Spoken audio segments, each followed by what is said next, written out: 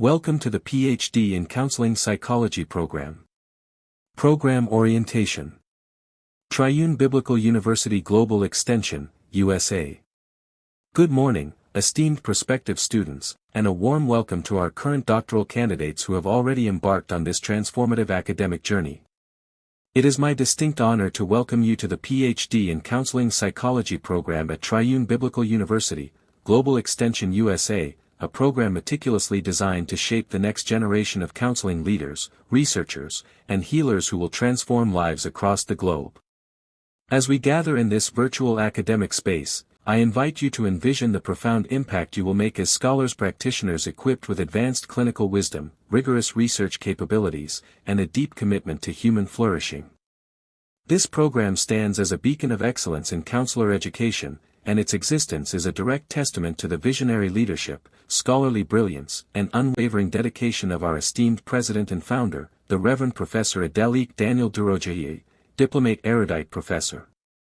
Professor Durojayi's extraordinary contributions to the fields of behavioral sciences and counseling have redefined excellence in theological and psychological integration. His pioneering scholarship, compassionate leadership, and global educational vision have established TBU USA as a sanctuary of knowledge where faith and science converge to produce healing professionals of the highest caliber. Under his erudite guidance, this institution has become a thriving academic ecosystem where students from every continent receive world-class formation in counseling psychology, formation that honors both empirical rigor and spiritual depth. His legacy of academic innovation continues to inspire every curriculum decision, every mentorship opportunity, and every research endeavor within our doctoral program. Today marks the beginning of your immersion into a learning community founded upon his profound commitment to excellence, integrity, and service to humanity through the healing arts of counseling psychology. About TBU USA, contact information. The administrative headquarters for Triune Biblical University, Global Extension USA is located at 131 Baybright Drive East in Shirley, New York, with the complete postal designation 11967-4136, United States of America. This physical address in Suffolk County on Long Island serves as the institution's official administrative anchor within the United States regulatory framework, functioning as the mailing point for official correspondence, legal documentation, and institutional records required for operation within U.S. educational parameters. While the university maintains this New York presence for administrative purposes, its educational delivery operates entirely through digital infrastructure without a traditional campus facility open for in-person instruction, student housing, or physical classroom spaces, distinguishing it from hybrid institutions that blend online and residential components. Students should understand that this address represents an administrative nexus rather than a location where classes convene, library resources physically reside, or faculty maintain regular office hours accessible to students. All academic interactions occur through virtual platforms regardless of the institution's US-based mailing address. Communication channels provide multiple entry points for prospective students, current enrollees, and external stakeholders to engage with institutional services.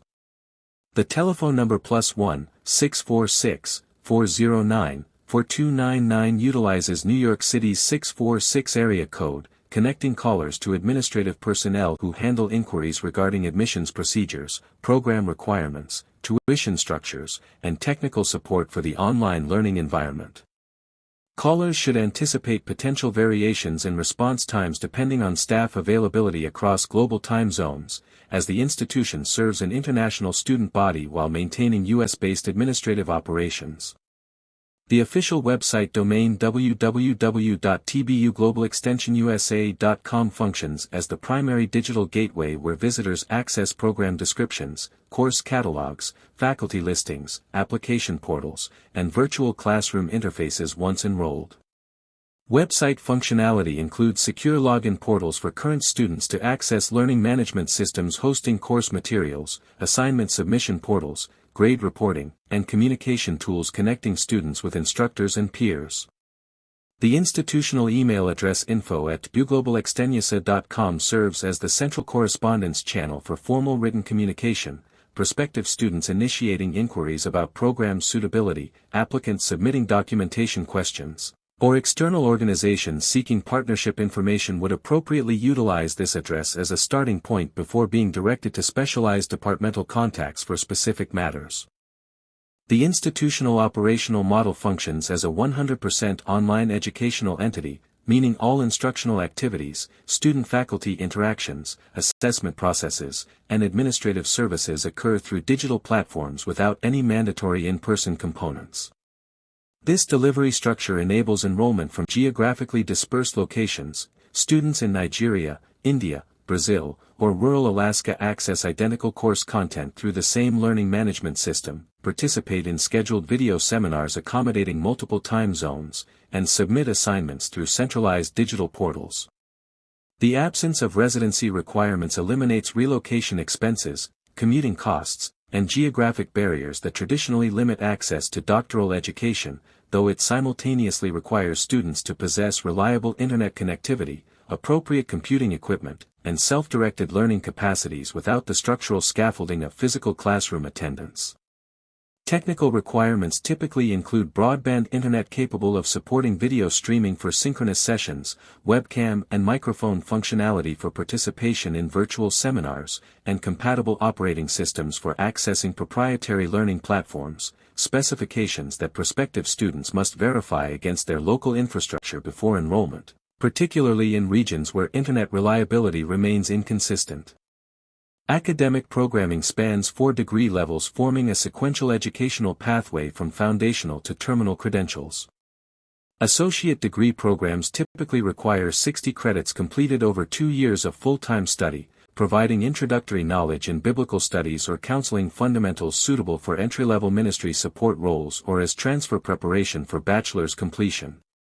Bachelor's degree programs generally require 120 credits across 4 years, integrating general education components with major specific coursework in Christian counseling or biblical studies, preparing graduates for church staff positions, parachurch organization roles, or foundational counseling positions under supervision depending on local regulatory frameworks.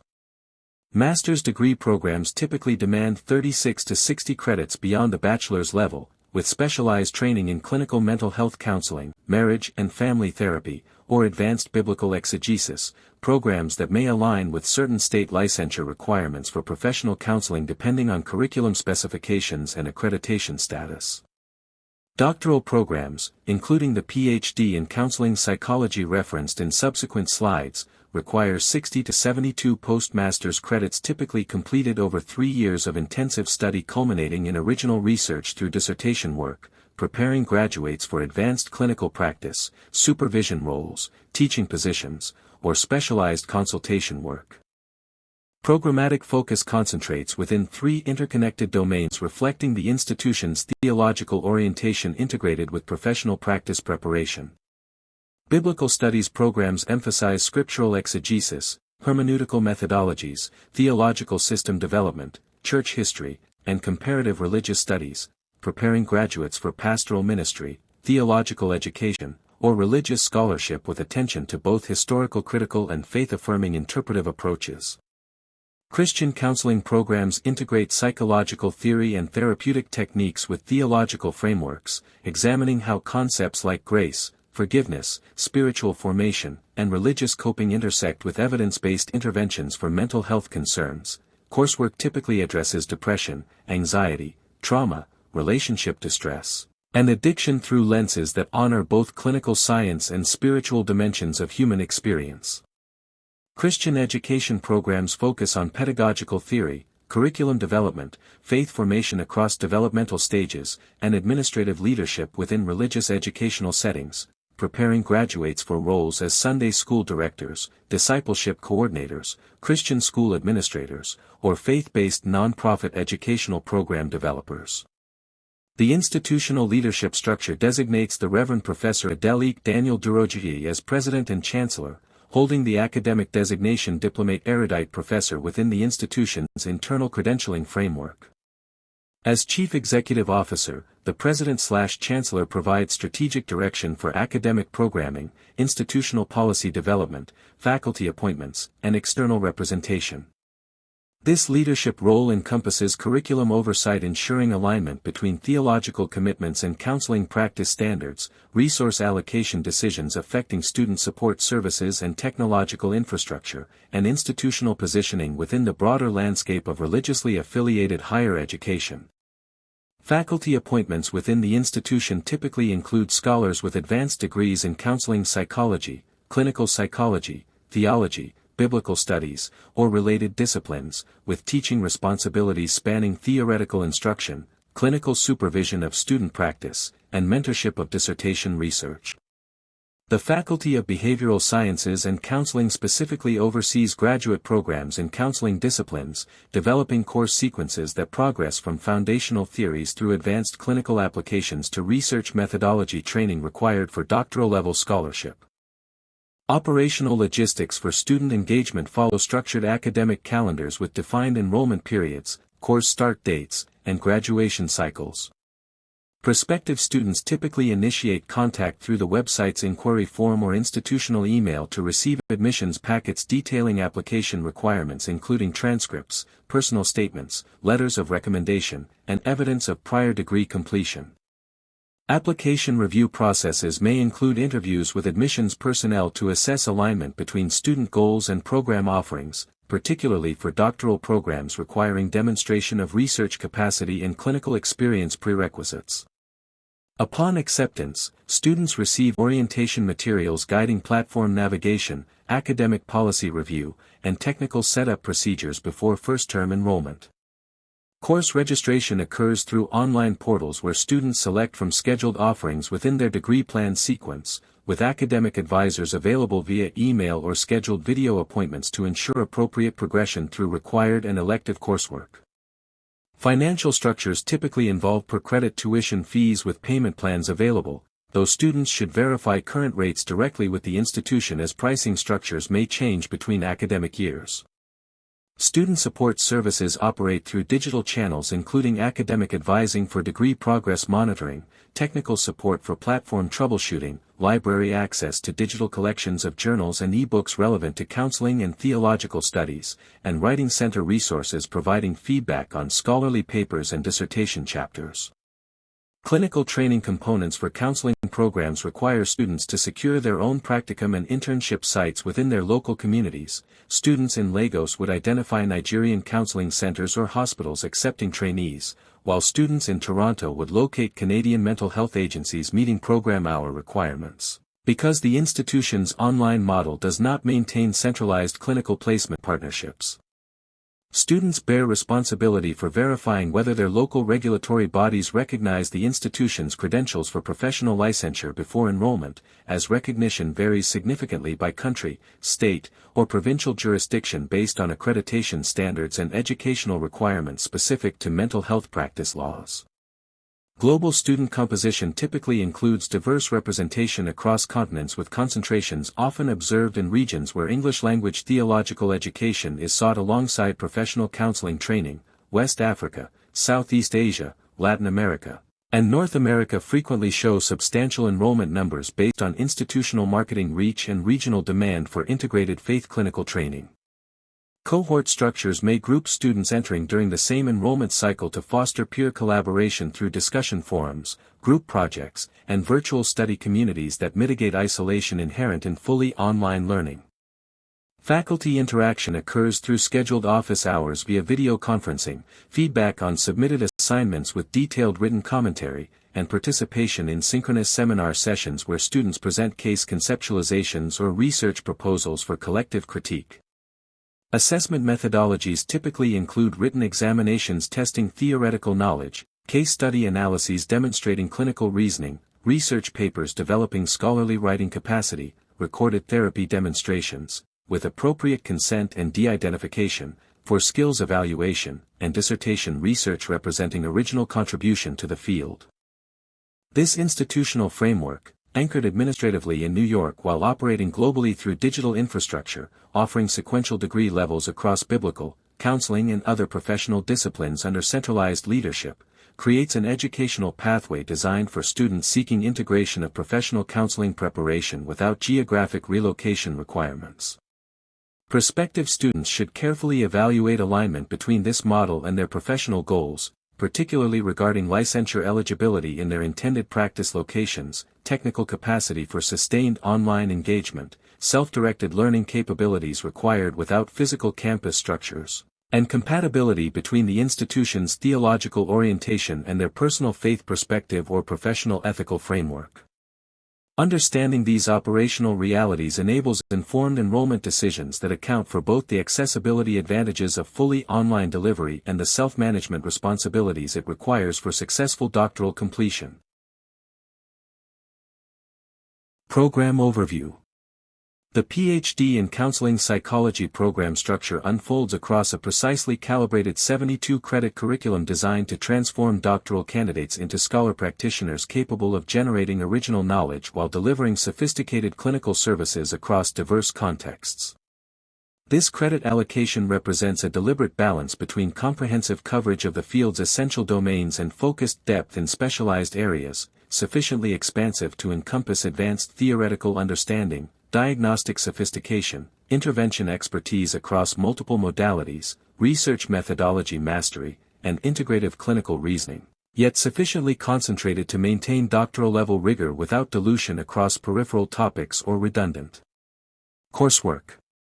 The 72-credit framework distributes evenly across 3 academic years at 24 credits annually, a rhythm engineered to sustain intellectual intensity while preventing cognitive overload that compromises deep learning. Each year functions as a developmental milestone, Year 1 establishing non-negotiable foundations in counseling theories, psychopathology, assessment, and core therapeutic modalities, Year 2 cultivating specialized expertise in population-specific interventions alongside research literacy, Year 3 achieving sophisticated integration of advanced clinical approaches with original scholarly contribution through the culminating dissertation requirement. The 3-year duration reflects contemporary understanding of adult doctoral education, rejecting both accelerated models that sacrifice depth for speed and protracted timelines that extend training unnecessarily beyond competency achievement. Candidates progress through sequenced coursework where concepts introduced early reappear with increasing complexity later. Attachment theory, first examined as a historical framework in foundational courses, becomes the lens for understanding couple dynamics in specialized practice courses, informs trauma processing protocols in advanced clinical courses, and grounds psychodynamic exploration of therapeutic relationships in capstone seminars. This 3-year arc accommodates the developmental reality that doctoral formation involves not merely knowledge acquisition but identity transformation, the gradual internalization of scholar-practitioner identity where candidates shift from consuming existing knowledge to generating new understanding, from applying established protocols to adapting interventions for novel presentations, and from receiving supervision to providing it for others. Realistic pacing proves essential when candidates simultaneously manage coursework, practicum requirements involving 15 to 20 direct client hours weekly, research assistantships, and personal responsibilities. Compressed timelines risk burnout, compromising clinical judgment, while extended timelines may disconnect theoretical learning from practical application through excessive time gaps between coursework and implementation. The dissertation requirement constitutes a non-negotiable component affirming this program's commitment to producing knowledge generators rather than knowledge consumers alone. Unlike terminal degrees culminating solely in comprehensive examinations, the doctoral dissertation demands original contribution to the field through systematic investigation addressing genuine gaps in counseling psychology literature. Candidates progress through scaffold preparation, Year 2's Research Methods courses, CPY 915 to 916, develop foundational skills in design, measurement, and analysis. Year 3's Advanced Methodology course, CPY 923, refines these competencies for complex investigations. CPY 970 provides dedicated support for proposal development, data collection, analysis, and scholarly writing. A candidate investigating culturally adapted exposure therapy for refugee populations might first conduct qualitative interviews identifying that standard protocols conflict with cultural beliefs about verbalizing trauma, then develop and test a modified protocol incorporating narrative witnessing practices aligned with clients' cultural frameworks, generating findings with direct implications for evidence-based practice while contributing to literature on cultural adaptation of evidence-based treatments. The dissertation process develops competencies extending beyond the final product, navigating institutional review board protocols, protecting human subjects, managing research logistics across months or years, responding to committee feedback with scholarly humility, and translating complex findings into accessible language for diverse audiences including clinicians, policymakers, and clients themselves. This requirement ensures graduates enter the field capable of advancing knowledge through rigorous inquiry rather than merely implementing others' discoveries, a distinction essential for leadership roles in academic settings, research institutions, and clinical organizations driving innovation. The 100% online learning modality removes geographic and scheduling barriers that historically excluded talented candidates from doctoral education, licensed clinicians serving rural communities without nearby universities, international practitioners unable to relocate to campus-based programs, caregivers balancing family responsibilities with professional development, and professionals maintaining essential clinical services while pursuing advanced training. This delivery model employs multiple engagement formats, asynchronous components including pre-recorded lectures demonstrating advanced therapeutic techniques through de-identified case examples, curated readings with guided annotation tools facilitating critical analysis, and discussion forums where candidates analyze ethical dilemmas with peers across time zones. Synchronous elements including weekly video seminars for real-time case consultation with faculty, small group supervision sessions. Reviewing recorded therapy segments, with client consent and identifiers removed, and dissertation proposal defenses conducted via secure video platforms. Dr. Elena, a school counselor in rural Montana serving districts across 3 counties, completes coursework after student sessions conclude, participating in 9 p.m. Mountain Time synchronous seminars with faculty on the East Coast, submitting video recordings of her consultation work with teachers for feedback on systems-level interventions, and collaborating on research examining trauma-informed school practices with classmates in urban districts facing different but complementary challenges. The online format requires intentional community building absent in physical campuses, structured peer consultation groups meeting bi-weekly via video, virtual office hours with faculty requiring scheduled appointments ensuring accessibility, and cohort-based projects fostering collaborative relationships that often evolve into long-term professional networks supporting graduates throughout their careers. Technical infrastructure proves essential, secure platforms compliant with HIPAA/FERPA regulations for sharing clinical materials, reliable bandwidth requirements communicated upfront to prevent participation barriers, and technical support available across global time zones addressing connectivity challenges that disproportionately affect candidates in resource-limited regions. For foundational pillars anchor this 72-credit, 3-year doctoral journey, each reflecting contemporary standards for advanced counseling psychology education.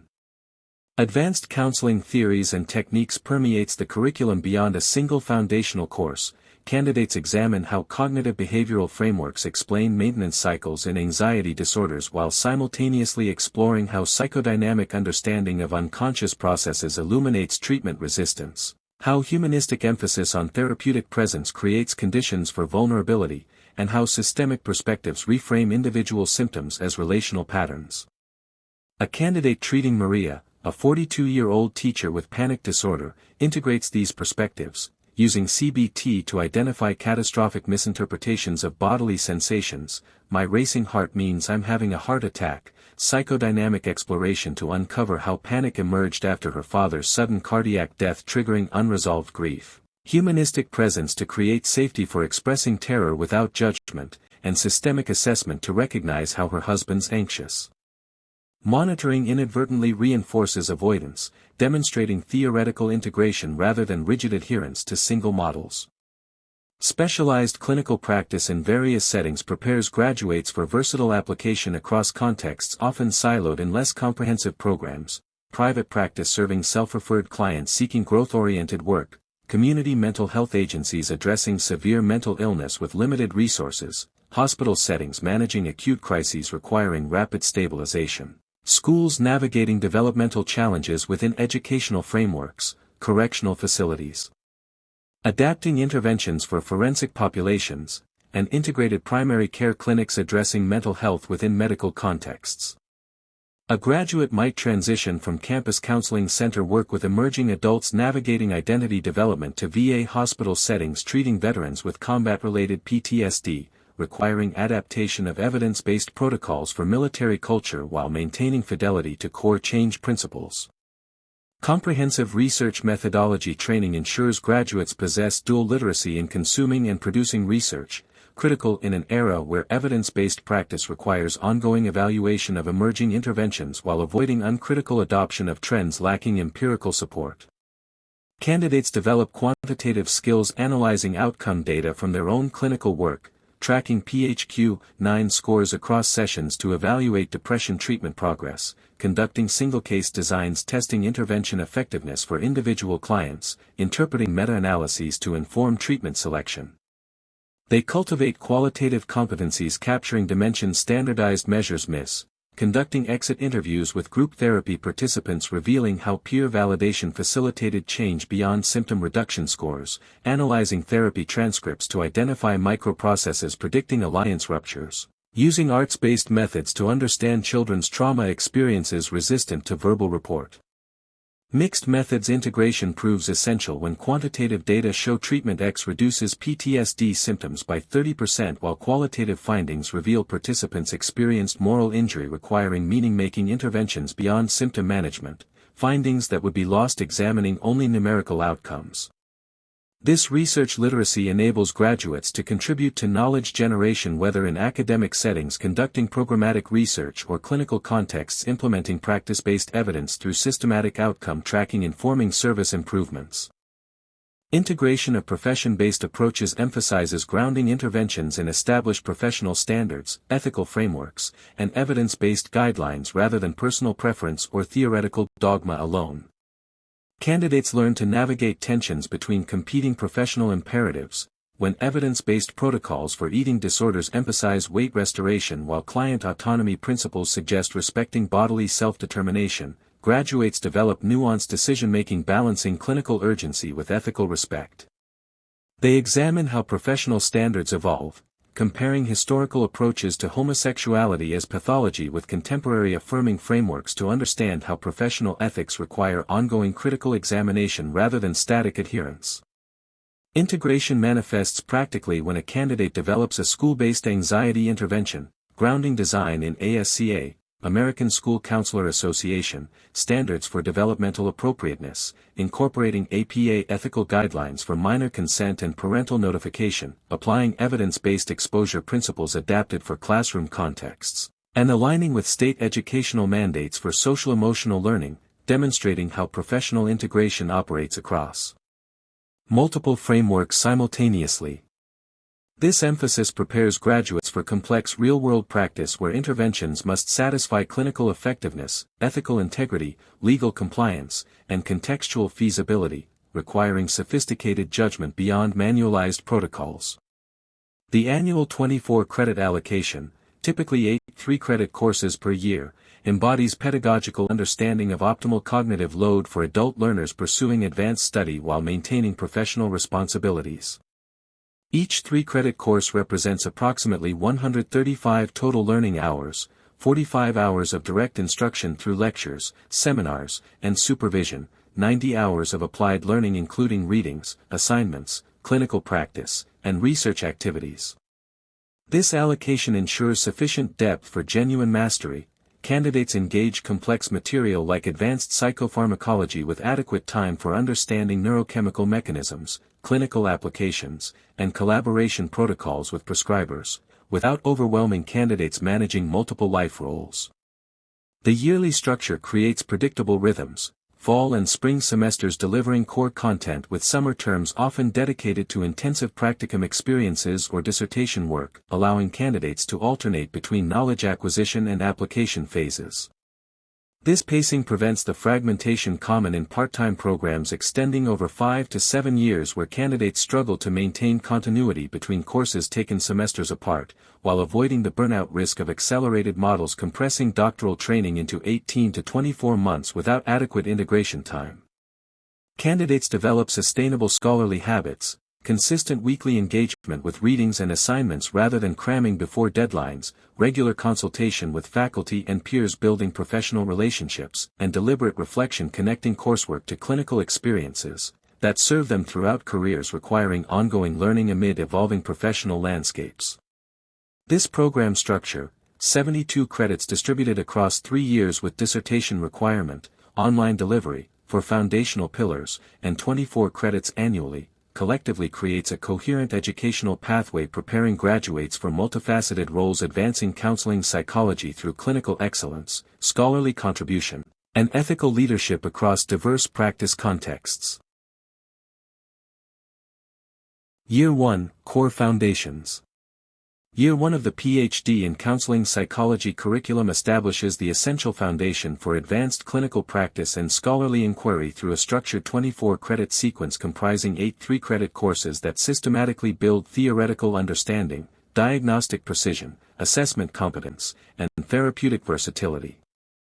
This foundational year begins with CPY 901, Advanced Counseling Theories and Techniques, where students move beyond superficial survey toward critical integration of multiple theoretical frameworks through realistic clinical applications. Consider Maria, a 34-year-old elementary school teacher presenting with insomnia, irritability, and emotional exhaustion after 15 years in an under-resourced urban school district. Students learn to apply cognitive behavioral techniques by helping Maria identify automatic thoughts like, "If I show vulnerability, my students will lose respect for me," and conduct behavioral experiments, such as deliberately acknowledging uncertainty during a math lesson. "I'm not sure about this approach. Let's figure it out together," to test her catastrophic prediction that vulnerability equals incompetence. Simultaneously, humanistic approaches guide students to create conditions for self-actualization by reflecting Maria's underlying values. "You're describing how deeply you care about creating safety for children who've experienced trauma, rather than rushing to problem solve."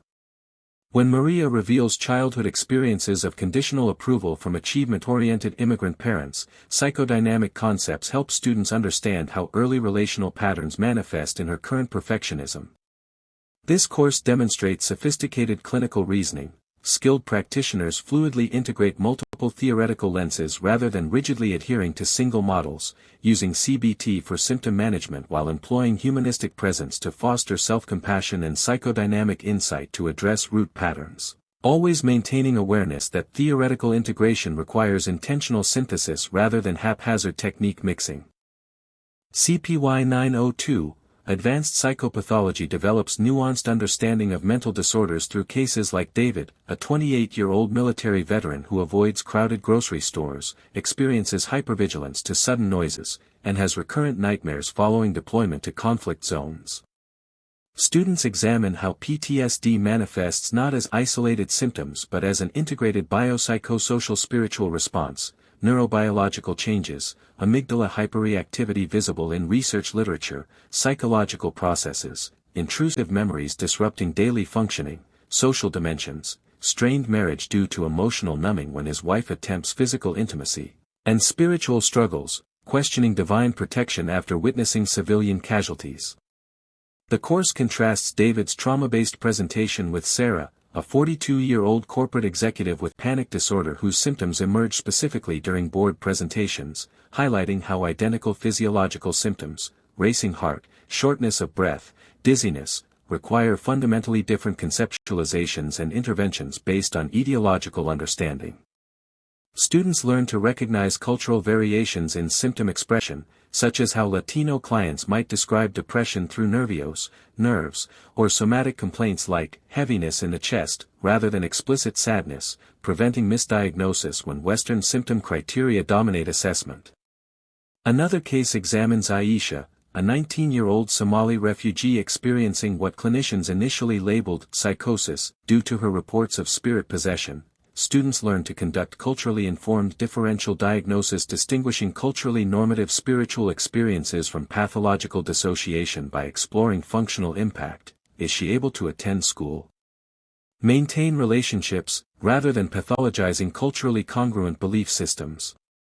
CPY 903, Advanced Assessment and Diagnosis develops clinical reasoning through scenarios like assessing Jamal, a 16-year-old referred by his high school for anger issues following multiple suspensions for hallway altercations.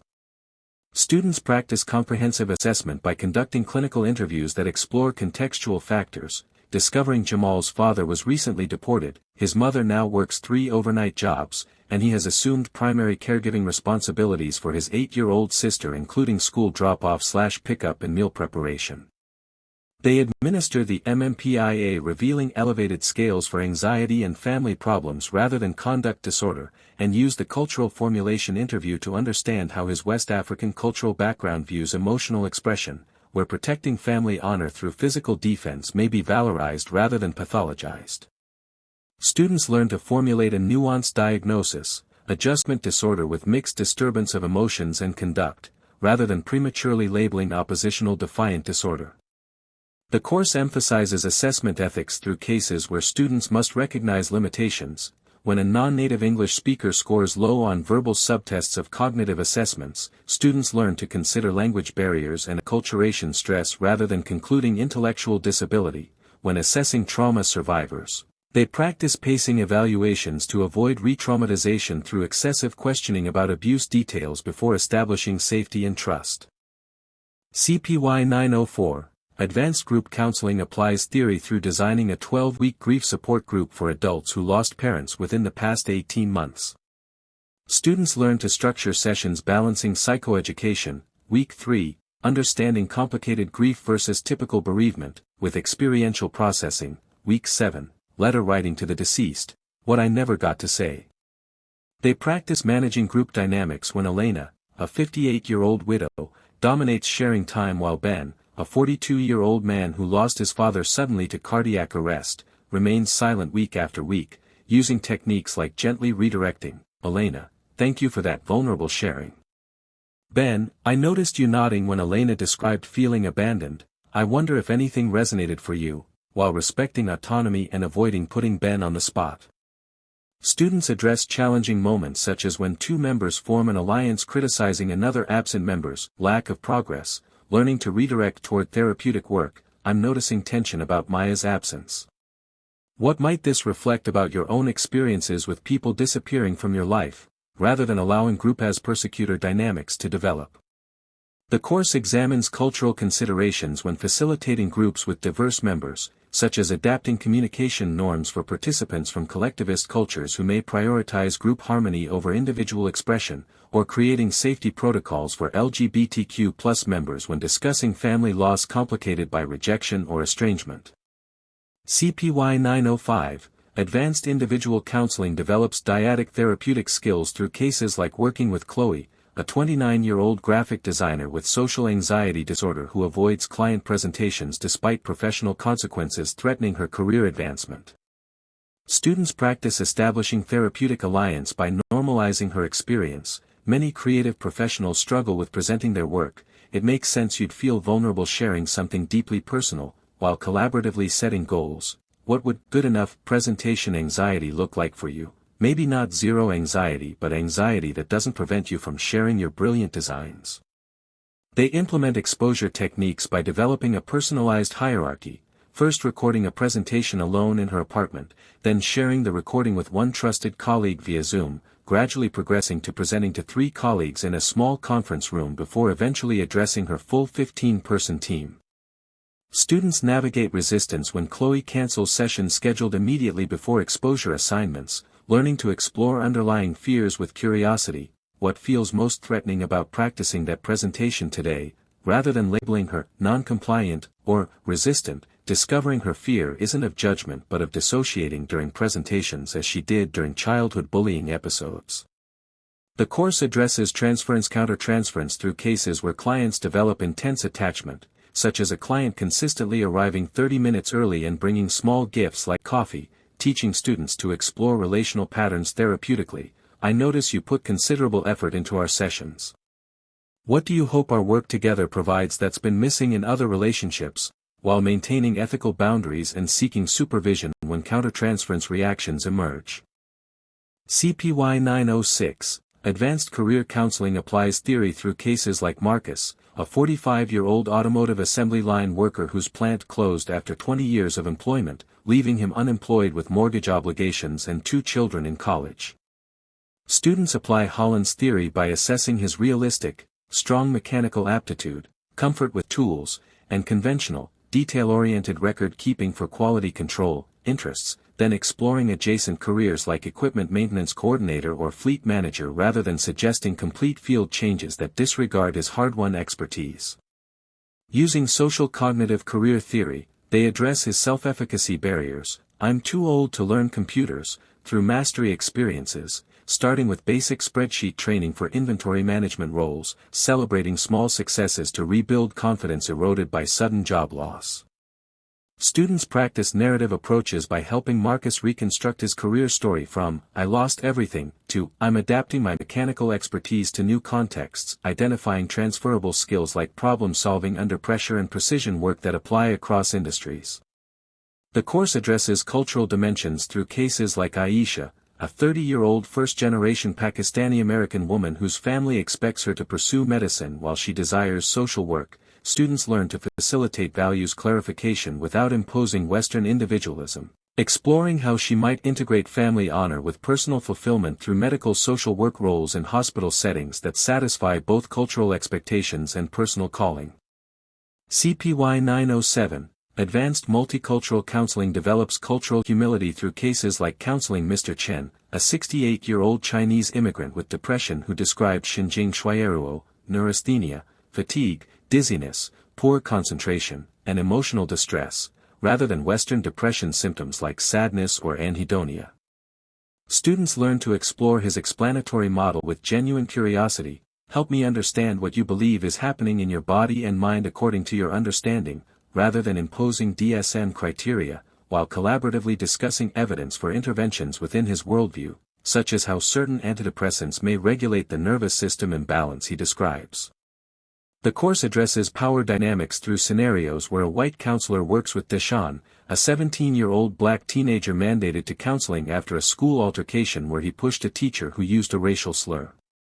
Students practice recognizing how Deshaun's hypervigilance and guardedness may reflect racial trauma and protective adaptation to systems that have historically punished black vulnerability, rather than pathologizing his presentation as oppositional. They learn to address microaggressions when colleagues suggest Deshaun just needs discipline, responding with psychoeducation about systemic oppression's psychological impact while advocating for restorative rather than punitive approaches. Students examine their own positioning through reflective exercises, such as a Christian counselor recognizing how discomfort with a client's polyamorous relationship reflects personal values rather than clinical concern, requiring supervision to maintain ethical practice without imposing religious frameworks. CPY 908, Advanced Family Counseling applies systems thinking through cases like the Rivera family, parents concerned about 14-year-old Sophia's declining grades and social withdrawal following her transition to high school. Students learn to avoid individual pathologizing by observing family interactions during a session, discovering that Sophia's withdrawal occurs primarily when parents argue about finances in her presence, and that she retreats to her room precisely when tension escalates between them. They construct a 3-generation genogram revealing multigenerational patterns. Maternal grandmother immigrated alone after political violence in El Salvador, creating a family culture where strong women don't show vulnerability, a pattern Sophia replicates while parents remain unaware of its origin. Students practice circular questioning. When Sophia withdraws to her room, how does your husband respond? And when he responds that way, what happens with Sophia's schoolwork, to reveal interactional cycles rather than blaming individuals.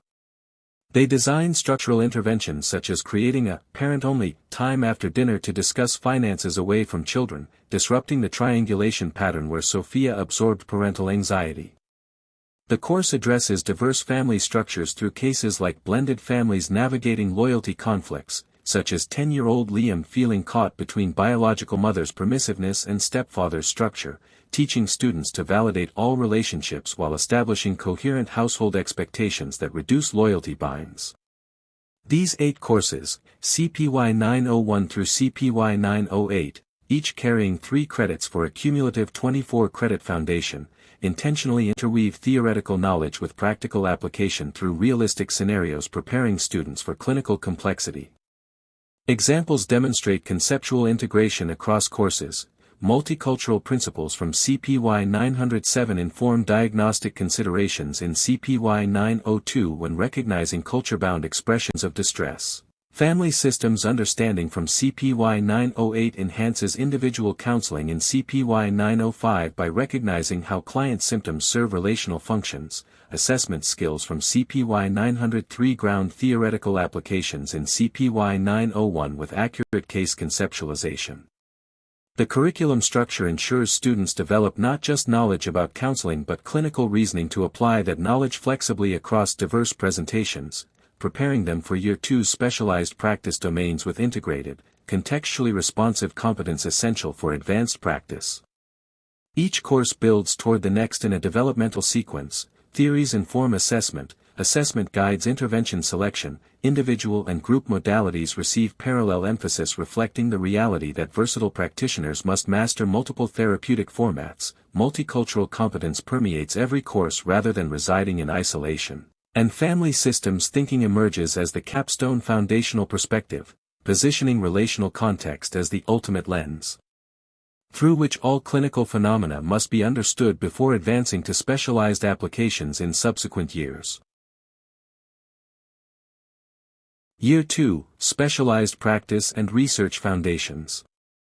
Year 2 of the PhD in Counseling Psychology curriculum transitions doctoral candidates from foundational competencies into specialized clinical domains and research literacy through a carefully structured 24-credit sequence comprising 8 3-credit courses that balance population-specific practice expertise with methodological rigor essential for evidence-informed scholarship. This pivotal year begins with CPY 909, Advanced Couples Counseling, where students examine relationship dynamics through cases like Mark and Lena, a couple in their late 30s presenting with escalating conflict after the birth of their second child. Students analyze how Mark's avoidant attachment, developed in a household where emotional expression was discouraged, manifests as withdrawal during arguments, retreating to the garage workshop when tension rises, while Lena's anxious attachment, rooted in childhood experiences of inconsistent parental availability, triggers pursuit behaviors, following Mark, demanding immediate resolution, that inadvertently reinforce his retreat. Through this case, students learn to implement emotion-focused therapy interventions by helping Mark identify primary emotions beneath anger. When Lena criticizes your involvement with the baby, what vulnerable feeling emerges first? Perhaps fear of failing as a father, and guiding Lena to express needs without criticism. Instead of, "You never help," what might it look like to say, "I'm feeling overwhelmed with night feedings and would feel supported if we could alternate 2 a.m. shifts." The course addresses cultural considerations through cases like Raj and Priya, an Indian-American couple navigating intergenerational expectations where Raj's parents expect co-residence while Priya values nuclear family autonomy. Students practice facilitating dialogue that honors cultural values while establishing boundaries that protect marital intimacy, such as designing a compromise where parents visit for extended periods rather than permanent relocation. CPY 910, Advanced Child and Adolescent Counseling delivers focused training on developmental psychopathology and age-appropriate intervention strategies, illustrated through cases like 8-year-old Elijah who presents with school refusal, stomachaches before class, and tearfulness when separating from his mother following his parents' recent divorce. Students apply developmental frameworks to understand how his anxiety manifests somatically rather than verbally due to limited emotional vocabulary at his developmental stage. When asked, "How do you feel about school?" he reports, "My tummy hurts," rather than, "I'm scared." They design play therapy interventions using sand tray to externalize fears. Elijah arranges miniature figures with a small child figure trapped behind a wall of monsters while a distant parental figure stands apart, allowing the counselor to explore protective factors, who might help the child figure get past the monsters, without direct questioning that might overwhelm him. For adolescents, students examine cases like 16-year-old Zoe experiencing social media-induced body dysmorphia after constant exposure to filtered images on TikTok, learning to integrate cognitive behavioral techniques with developmental understanding of identity formation by helping Zoe conduct behavioral experiments to test beliefs. If I post a photo without filters, Will everyone actually reject me, while validating the genuine social pressures adolescents face in digital environments? The course emphasizes family involvement through cases where parents inadvertently reinforce anxiety, such as accommodating school refusal by allowing homebound instruction without therapeutic support, teaching students to coach parents in graduated exposure, starting with 30 minutes at school with mother waiting in car, gradually increasing time/distance, while maintaining empathic connection with their child's distress. CPY 911, Advanced Substance Abuse Counseling provides comprehensive examination of addiction through biopsychosocial spiritual frameworks, demonstrated through cases like Marcus, a 42-year-old construction worker using opioids initially prescribed after a workplace injury who now consumes 80 milligrams daily while hiding use from his wife.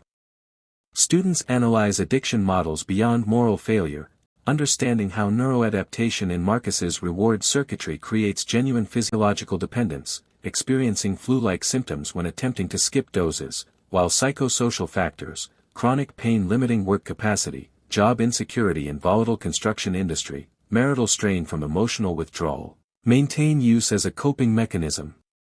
They design integrated treatment plans combining medication-assisted treatment education with cognitive behavioral relapse prevention, identifying high-risk situations, Friday paydays when coworkers invite him to bars where he previously used, developing coping responses, calling his sponsor instead, leaving early with predetermined excuse, and building lifestyle balance through re-engagement with woodworking, a hobby abandoned during active addiction that provides mastery experiences and social connection through a local makerspace. The course addresses co-occurring disorders through cases like Sarah, whose alcohol use both self-medicates untreated PTSD symptoms from childhood sexual abuse and exacerbates hypervigilance. Students learn to implement integrated trauma-informed treatment rather than sequential approaches that address only one condition at a time, using seeking safety protocol to simultaneously build coping skills for both trauma and substance use while carefully pacing trauma processing to avoid overwhelming Sarah with memories when her nervous system remains dysregulated by alcohol withdrawal. CPY 912, Advanced Trauma Counseling offers in-depth training in trauma-informed care illustrated through cases like Anna, a 28-year-old refugee who survived civil war violence in her home country and now experiences flashbacks triggered by helicopter sounds near her urban apartment. Students learn phased treatment approaches per Herman's model, establishing safety first by collaborating on grounding techniques, 5-4-3-2-1 sensory exercise when dissociation emerges, naming 5 things she sees, 4 things she feels, etc., developing emotional regulation skills through breathwork and body scanning before any memory processing occurs. Only after Anna demonstrates capacity to self-soothe during triggered states do students guide gradual processing of traumatic memories using evidence-based models like EMDR, helping Anna hold the image of hiding during bombardment while engaging bilateral stimulation, tapping knees alternately, noticing how the memory's emotional charge diminishes across sessions from overwhelming terror to manageable sadness. The course addresses complex trauma through cases like Jamal, who experienced chronic childhood neglect in foster care and now struggles with emotional dysregulation, unstable relationships, and self-harm. Students learn to prioritize relational repair and affect regulation before memory processing, recognizing that single-incident trauma protocols require significant adaptation for developmental trauma where the injury occurred within attachment relationships themselves. They implement dialectical behavior therapy skills training focusing on distress tolerance, tip skills, temperature, intense exercise, paced breathing, paired muscle relaxation, and interpersonal effectiveness to build capacity for stable relationships before exploring traumatic origins of his attachment wounds. CPY 913, Advanced Crisis Intervention delivers training in acute psychological emergency response through cases like Dr. Evans, a 55-year-old physician who presents to the emergency department after a colleague discovered him with pills and a note following medical board discipline for a prescribing error that contributed to a patient's death. Students practice crisis theory application, understanding his suicidal ideation as a temporary state of cognitive constriction, I can't see any way forward, rather than stable personality trait, and implement Robert's 7-stage model, conducting lethality assessment. What stopped you from acting on these thoughts before now? Discovering his daughter's upcoming graduation provides protective factor. Establishing rapport through validation, losing professional identity after 30 years. Would create profound despair for anyone, developing concrete safety plans with environmental modifications, removing medications from home, enlisting wife to secure firearms, arranging immediate follow-up with psychiatrist for medication evaluation, and connecting to ongoing care before discharge. The course addresses community crises through cases like school counselors responding after a student suicide. Students learn to implement psychological first aid for affected peers, providing practical support like rescheduling exams, creating safe spaces for expression, while avoiding psychological debriefing techniques shown to increase PTSD risk, instead focusing on normalization of reactions. It's normal to feel angry, confused, or numb right now, and identifying students needing individual follow-up based on risk factors like prior mental health history or close relationship to deceased student.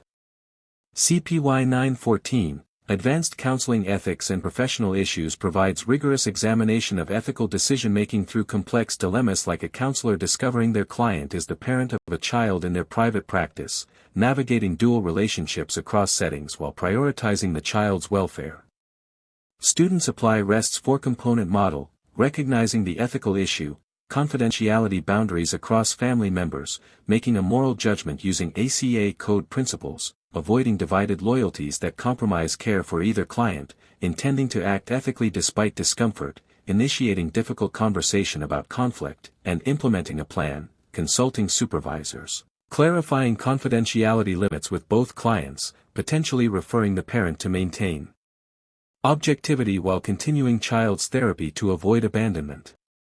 The course addresses cultural ethics through cases like a counselor whose religious beliefs conflict with a client's decision to pursue gender-affirming care. Students learn that referral must occur early in treatment rather than after therapeutic alliance forms, and that personal values cannot justify abandonment when competent care is within scope of practice. They practice respectful exploration. Help me understand what gender-affirming care means for your well-being, while recognizing limits of their competence requiring referral if they cannot provide affirming care. They examine documentation ethics through malpractice cases where vague notes, client upset today, failed to capture risk assessment rationale that would have demonstrated standard of care during litigation, learning to document specific content, client denied SI/HI when asked directly, identified protective factors including commitment to children, safety plan reviewed including crisis line number. CPY 915, Advanced Research Methods in Counseling Psychology introduces methodological foundations through designing a study examining whether telehealth delivery affects therapeutic alliance in rural trauma survivors. Students learn to select appropriate designs, choosing mixed methods to capture both alliance scores, working alliance inventory administered at sessions 3, 6, and 9, and client experiences of screen-mediated connection, semi-structured interviews exploring moments of felt connection versus disconnection during video sessions. They develop operational definitions specifying exactly how therapeutic alliance will be measured, identify sampling strategies to recruit hard-to-reach rural populations through community partnerships with churches and community centers rather than convenience sampling alone, and address validity threats like selection bias by tracking demographic differences between participants who complete versus drop out of the study. The course emphasizes ethical research conduct through IRB protocol development, crafting consent forms that transparently explain data storage procedures, encrypted cloud storage with password protection, debriefing participants about study purpose after completion, and establishing data safety monitoring plans for studies involving vulnerable populations like trauma survivors who might experience distress during interviews about therapeutic relationships. CPY 916, Advanced Quantitative Research in Counseling Psychology delivers training in statistical analysis demonstrated through analyzing a dataset examining predictors of dropout in substance use treatment.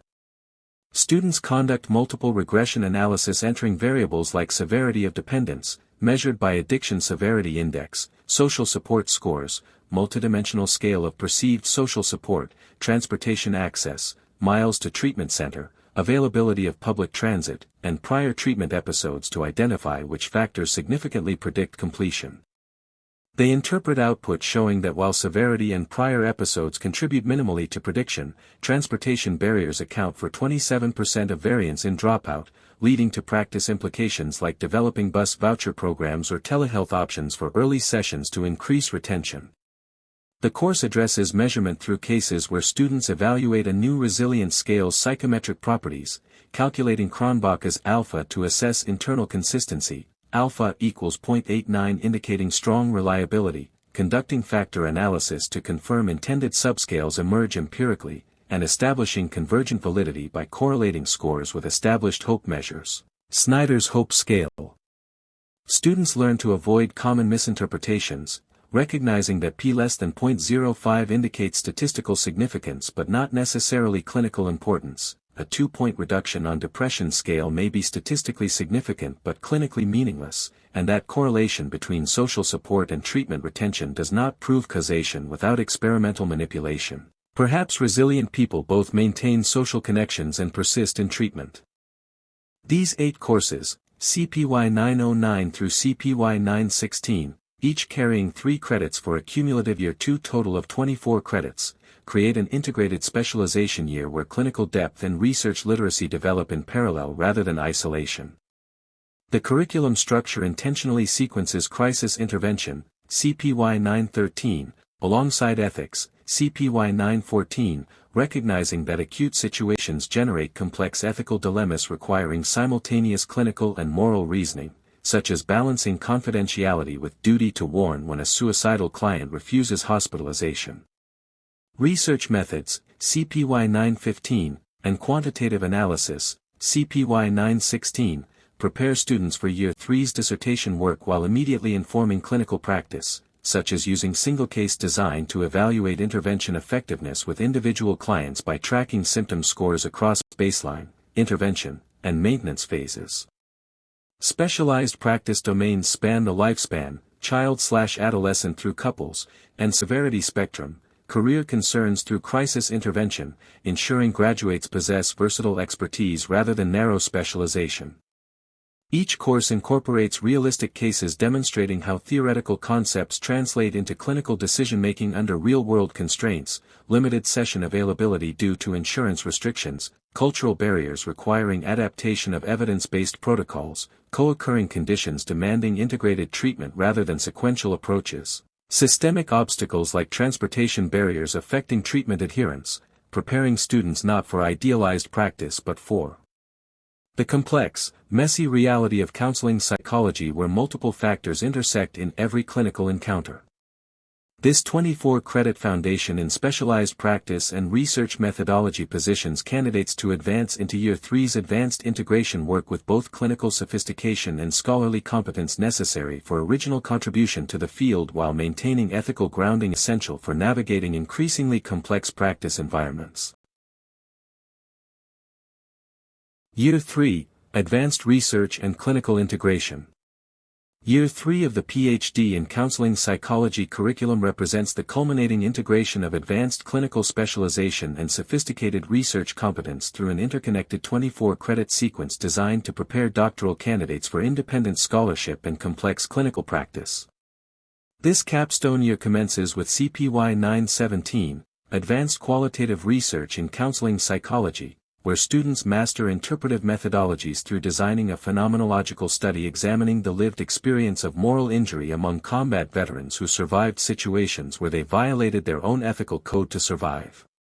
Students learn to conduct in-depth interviews with participants like Sergeant Davis, a 36-year-old infantry veteran who describes feeling permanently stained after making tactical decisions that saved his unit but resulted in civilian casualties, analyzing his narrative for essential structures of meaning through iterative coding processes where initial categories like guilt evolve into nuanced constructs like sacred betrayal, capturing the spiritual dimension of his suffering. Through this case, students master bracketing techniques to suspend their own assumptions about recovery, engage in constant comparative analysis across multiple veteran interviews revealing shared themes of shattered worldviews and disrupted identity continuity, and write thick descriptions preserving participants' voices while illuminating patterns that inform clinical understanding beyond what standardized measures capture. The course contrasts methodologies through a grounded theory project examining how first-generation college students of color navigate microaggressions in predominantly white institutions. Students learn to allow theoretical categories like strategic code switching to emerge from data rather than imposing predetermined frameworks, ultimately developing a substantive theory of identity negotiation that captures the dynamic tension between authenticity and survival. CPY 918, Advanced Program Evaluation in Counseling Psychology, delivers training in systematic assessment of clinical service effectiveness through evaluating a community mental health agency's trauma-informed care implementation across 6 outpatient clinics. Students design mixed methods evaluations measuring quantitative outcomes, pre-post PCL, 5 scores tracking PTSD symptom reduction, client retention rates across 6 months, alongside qualitative dimensions, focus groups with clinicians revealing implementation barriers like lack of time for trauma histories within 45-minute sessions. They learn to distinguish between formative evaluation, providing mid-implementation feedback showing that clinicians struggled with grounding techniques for dissociative clients, prompting development of a quick reference laminated card with 5 evidence-based stabilization strategies, and summative evaluation demonstrating that clinics completing full implementation achieved 35% greater symptom reduction than control sites while reducing staff turnover by 22%.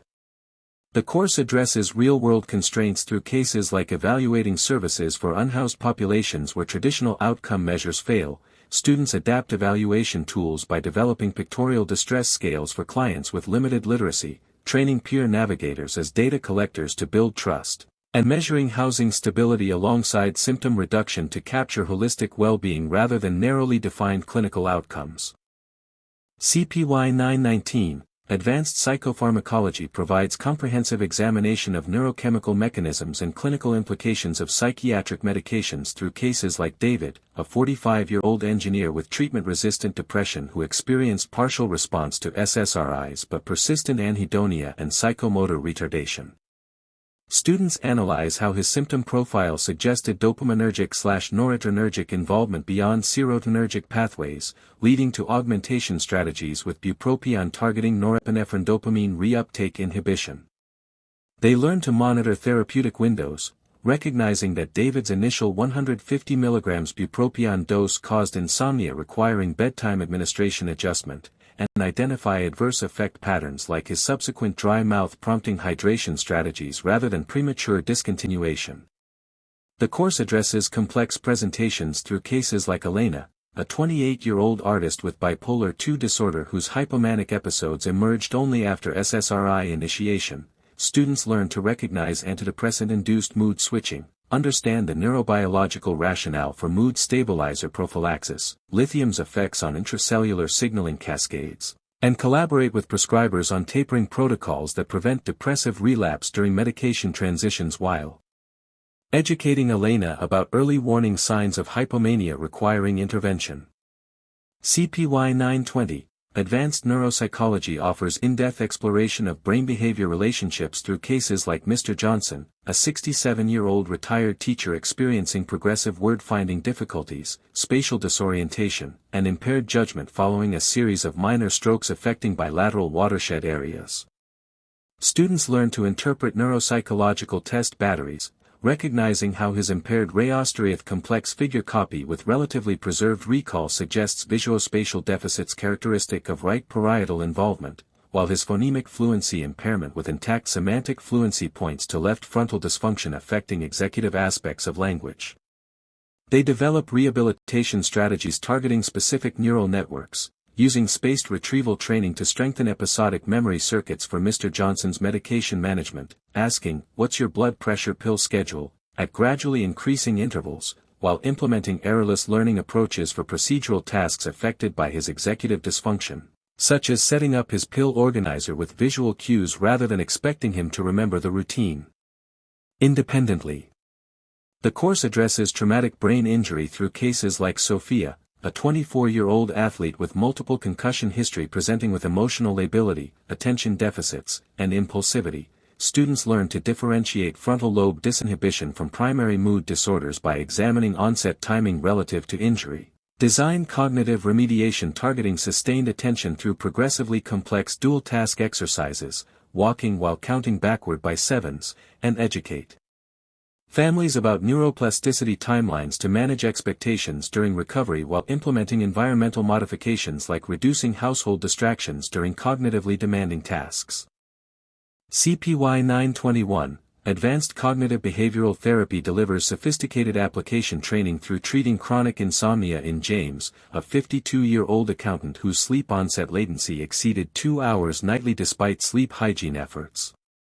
Students implement cognitive restructuring targeting his catastrophic belief, if I don't sleep 8 hours, I'll make catastrophic errors at work tomorrow, guiding him to examine evidence from nights with 4 hours sleep where no errors occurred, and developing behavioral experiments testing whether staying in bed awake actually increases next day impairment versus getting up to read until sleepy. Stimulus control. They integrate third-wave approaches by teaching James mindfulness of sleep-related anxiety, observing racing thoughts without engagement rather than attempting thought suppression that paradoxically increases arousal, using the breath as an anchor while allowing thoughts to pass like clouds. The course addresses complex comorbidity through cases like Lena, whose social anxiety disorder and binge eating disorder maintained each other through avoidance cycles. Students learn to develop unified protocols targeting the shared mechanism of emotion-driven avoidance, using interoceptive exposure to reduce fear of bodily sensations that triggered both social withdrawal, heart racing before presentations, and food consumption, numbing uncomfortable feelings, while implementing behavioral activation to rebuild rewarding activities outside eating/social situations. CPY 922, Advanced Psychodynamic Therapy provides deep examination of unconscious processes through cases like Thomas, a 40-year-old attorney who consistently arrived 15 minutes late to sessions while insisting punctuality was paramount to his professional identity. Students learn to explore transference manifestations, recognizing how Thomas's lateness recreated his childhood dynamic of seeking attention from an emotionally unavailable father who worked 80-hour weeks, while maintaining analytic neutrality that avoids shaming his behavior. They practice working with defense mechanisms when Thomas intellectualized childhood trauma. My father's absence was economically rational given 1980s recession conditions, gently inviting emotional connection to the abandoned child self through questions like, what might that 7-year-old boy have needed to hear when his father missed another Little League game? The course addresses object relations through cases like Maya, whose borderline personality features manifested as intense idealization followed by devaluation of partners. Students learn to maintain therapeutic holding environments during splitting episodes, interpret projective identification when Maya suddenly accused the therapist of coldness that actually reflected her own disowned vulnerability, gradually helping her integrate split self-representations through consistent, non-retaliatory presence that models relational stability she never experienced developmentally. CPY 923, Advanced Research Methodology offers synthesis of quantitative, qualitative, and mixed methods approaches through designing a sequential explanatory study examining dropout predictors in trauma-focused cognitive processing therapy. Students first conduct quantitative analysis of archival data identifying that clients with complex PTSD dropped out at 2.3 times the rate of single-incident trauma survivors, then implement qualitative follow-up interviews with dropouts revealing themes of feeling pathologized by trauma labels and needing more stabilization before memory processing. They learn to integrate findings by developing a modified treatment protocol with extended Phase 1 stabilization specifically for complex trauma clients, including additional sessions on emotion regulation and safety planning before initiating trauma narrative work, then designing a randomized controlled trial to test its efficacy against standard protocol. The course addresses research ethics through cases involving vulnerable populations, such as studying homeless youth's mental health where $20 incentives might constitute coercion for individuals experiencing food insecurity, teaching students to develop tiered consent processes with ongoing assent checks and community advisory boards to ensure research genuinely serves participant interests rather than extracting data for academic advancement alone. CPY 970, dissertation constitutes the culminating scholarly project where candidates apply integrated research and clinical knowledge to generate original contribution to the field, exemplified by Dr. Amina's dissertation examining culturally adapted prolonged exposure therapy for Somali refugees with PTSD. Her mixed methods design first conducted qualitative interviews identifying that standard exposure protocols conflicted with cultural beliefs about Kalbai, heart/mind, requiring protection from verbalizing traumatic memories aloud, leading her to develop a narrative exposure variant incorporating Islamic concepts of sabr, patient perseverance, and communal witnessing within trusted community elder presence. She then implemented a randomized trial comparing adapted versus standard protocols with 60 participants, finding significantly lower dropout, 18% versus 47%, and greater symptom reduction, Cohen's d equals 1.2 versus 0.6, in the culturally adapted condition, demonstrating how dissertation work bridges clinical innovation with empirical validation while centering cultural humility. The course structure provides scaffold support through proposal development with committee feedback cycles, IRB navigation addressing unique challenges of cross-cultural research, translated consent forms requiring backtranslation verification, data collection with fidelity monitoring through session recordings rated by independent coders, sophisticated analysis appropriate to research questions, thematic analysis for qualitative strand, hierarchical linear modeling for longitudinal, quantitative data, and scholarly writing that contributes meaningfully to evidence-based practice while acknowledging limitations like sample homogeneity limiting generalizability. These 8 courses, CPY 917 through CPY 923 plus CPY 970, each carrying 3 credits for a cumulative year 3 total of 24 credits, create an integrative capstone where research sophistication and clinical depth mutually inform one another rather than existing as separate domains. Qualitative research methods, CPY 917, complement the quantitative training from Year 2, preparing students to capture nuanced client experiences that standardized measures miss, such as how recovery manifests differently across cultural contexts in ways that inform both clinical practice and measurement development.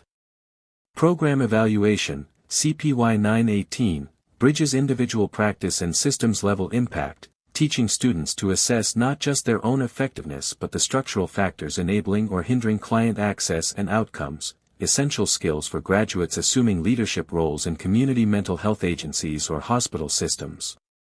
The neuroscience courses, CPY 919 to 920, ground therapeutic interventions in biological understanding, enabling clinicians to explain medication effects to clients with scientific accuracy while recognizing psychopharmacology's limitations in addressing meaning-making and relational healing that constitute core therapeutic work.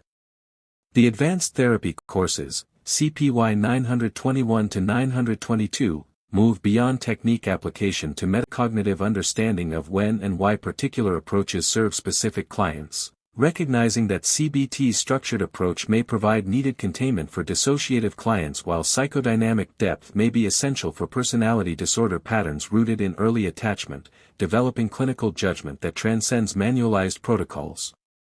Advanced methodology, CPY 923, synthesizes 3 years of research training into sophisticated design capabilities that generate clinically useful knowledge, while the dissertation, CPY 970, embodies the scholar-practitioner identity by requiring candidates to identify genuine gaps in the literature, design rigorous investigations addressing those gaps, and translate findings into practice implications that advance the field beyond their individual clinical work. The curriculum structure intentionally positions neuroscience knowledge before advanced therapy courses, ensuring students understand neurobiological underpinnings when selecting interventions, while placing research integration immediately before dissertation work to provide methodological scaffolding for original scholarship.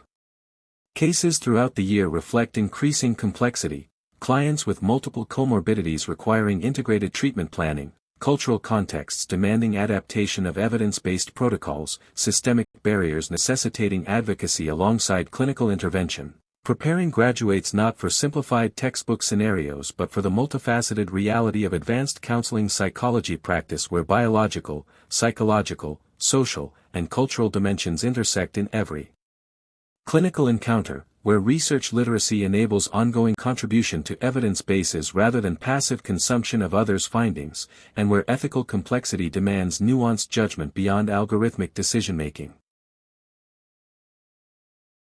Elective courses. The elective component of the PhD in counseling psychology curriculum represents a deliberate pedagogical strategy to personalize advanced doctoral training by allowing candidates to deepen expertise in specialized domains aligned with their emerging research agendas and professional aspirations. Within this 8 elective, each carrying 3 credits, students exercise scholarly agency in constructing a tailored educational pathway that extends beyond the program's core competencies into niche areas where they intend to contribute original scholarship or develop distinctive clinical specialization.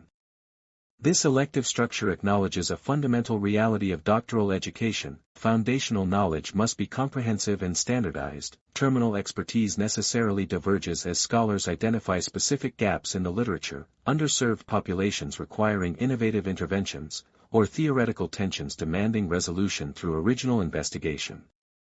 The selection process for electives functions as an early calculation of professional identity formation.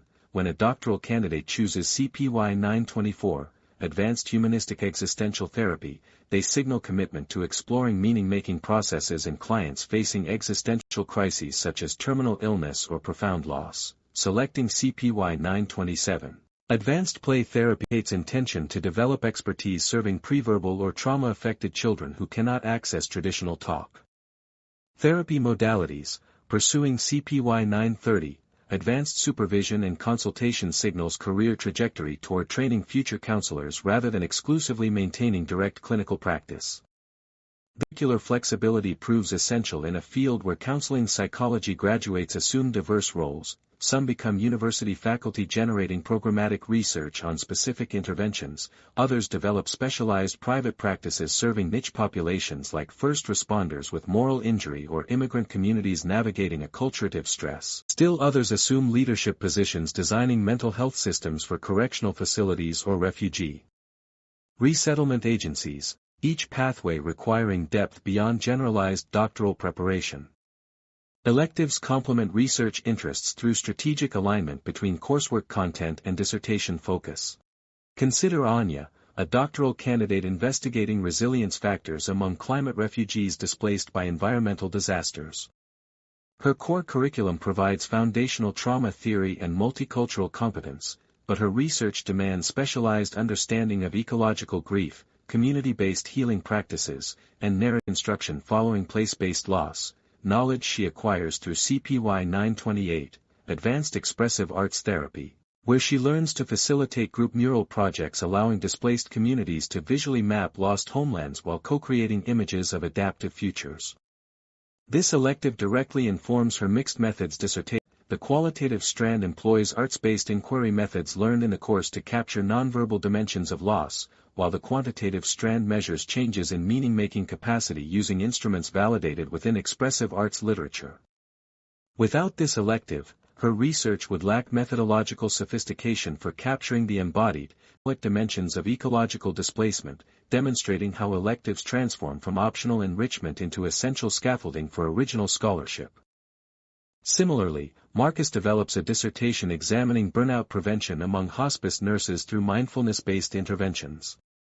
While his core coursework in CPY 920, Advanced Cognitive Behavioral Therapy provides exposure to mindfulness within third-wave CBT frameworks, he requires deeper immersion in contemplative practices, somatic awareness techniques, and the neurobiological mechanisms of attention regulation.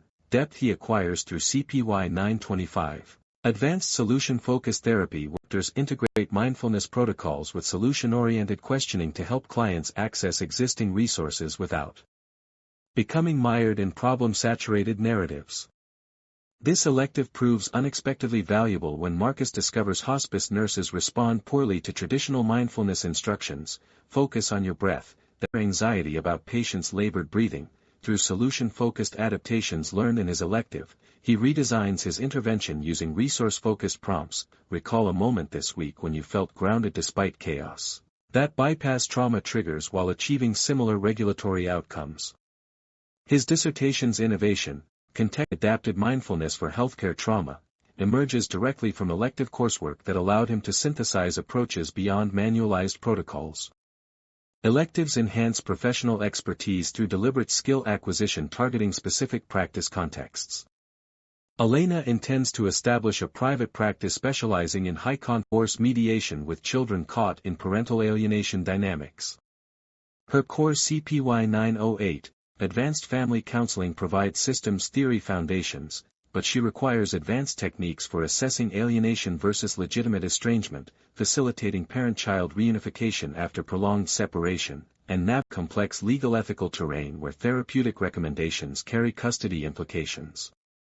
She selects CPY 926, Advanced Couples and Family Therapy Techniques, where she learns structural interventions for rebalancing power dynamics when one parent systematically undermines the other's relationship with children, practices therapy documentation that withstands courtroom scrutiny without violating confidentiality, and role-plays testifying as an expert witness while maintaining therapeutic neutrality.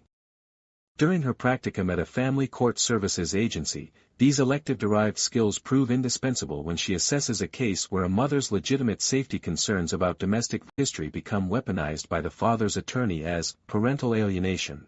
Elena's training enables her to differentiate protective gatekeeping from pathological alienation through careful observation of parent-child interactions, ultimately recommending supervised visitation with therapeutic support rather than forced reunification that would re-traumatize the child. Another candidate, Jamal, aspires to direct a university counseling center serving predominantly first-generation college students of color experiencing imposter phenomenon compounded by racial microaggressions. His core CPY 907, Advanced Multicultural Counseling establishes cultural competencies, but he requires specialized group facilitation skills for creating brave spaces where students of color can process racial trauma without educating white peers, and consultation strategies for training predominantly white faculty to recognize how colorblind teaching practices exacerbate student isolation.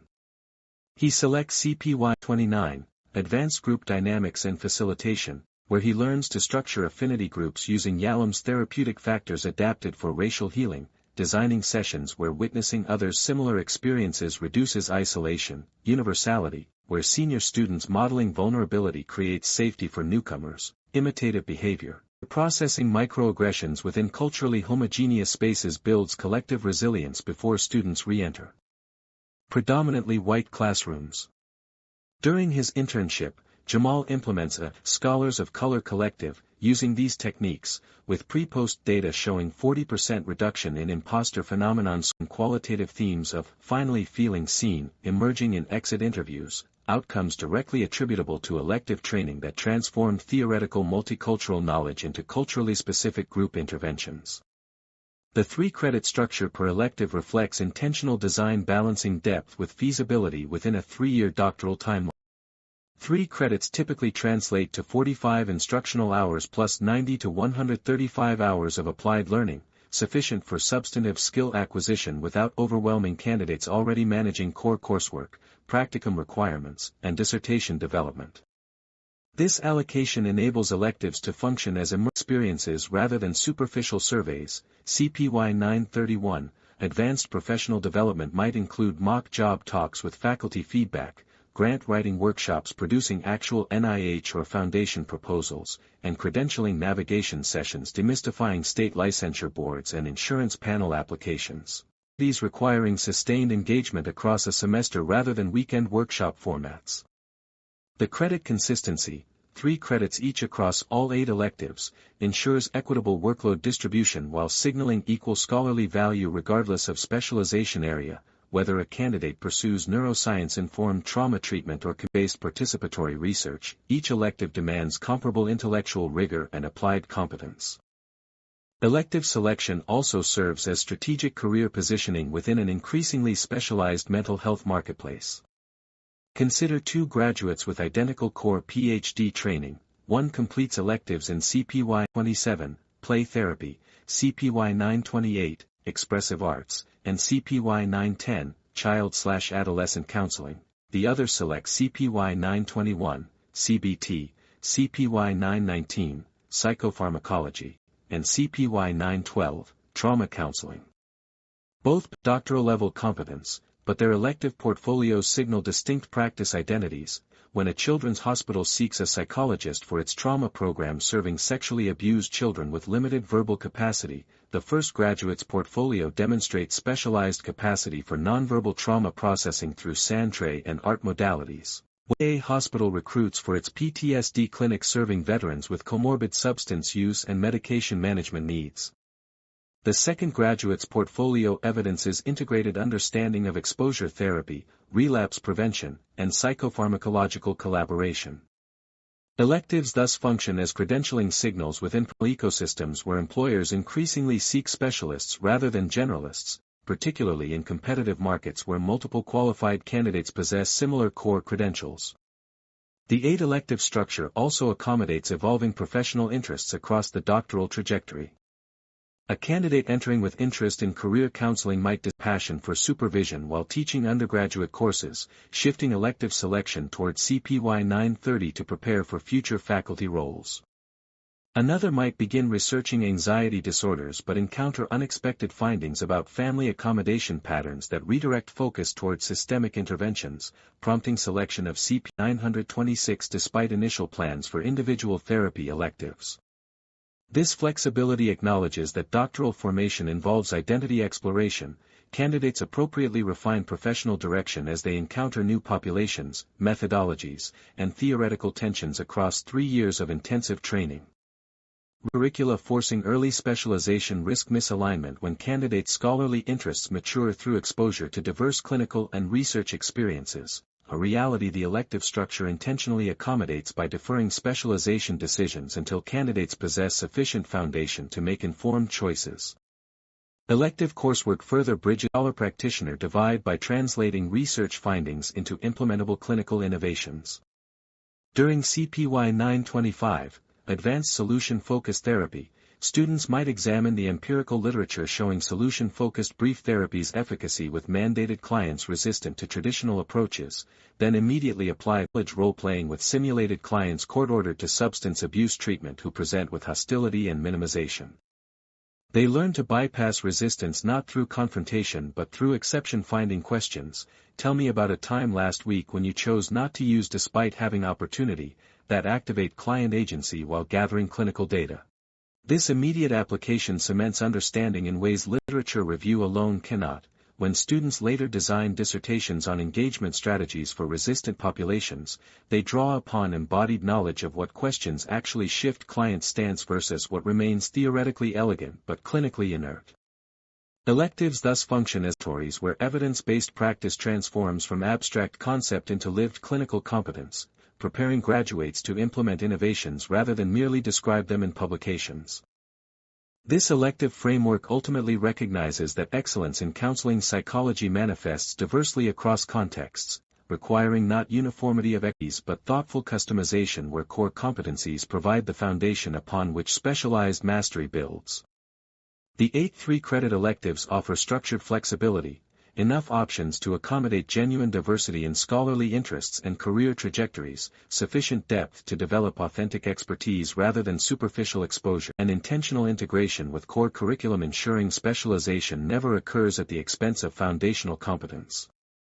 Candidates emerge not as carbon copies with identical skill sets but as distinctive scholar practitioners whose elective portfolios reflect thoughtful alignment between personal values, population needs, research contributions, practice contexts, preparing them to advance the field not through generic competence but through targeted expertise addressing specific gaps in mental health service delivery and knowledge generation.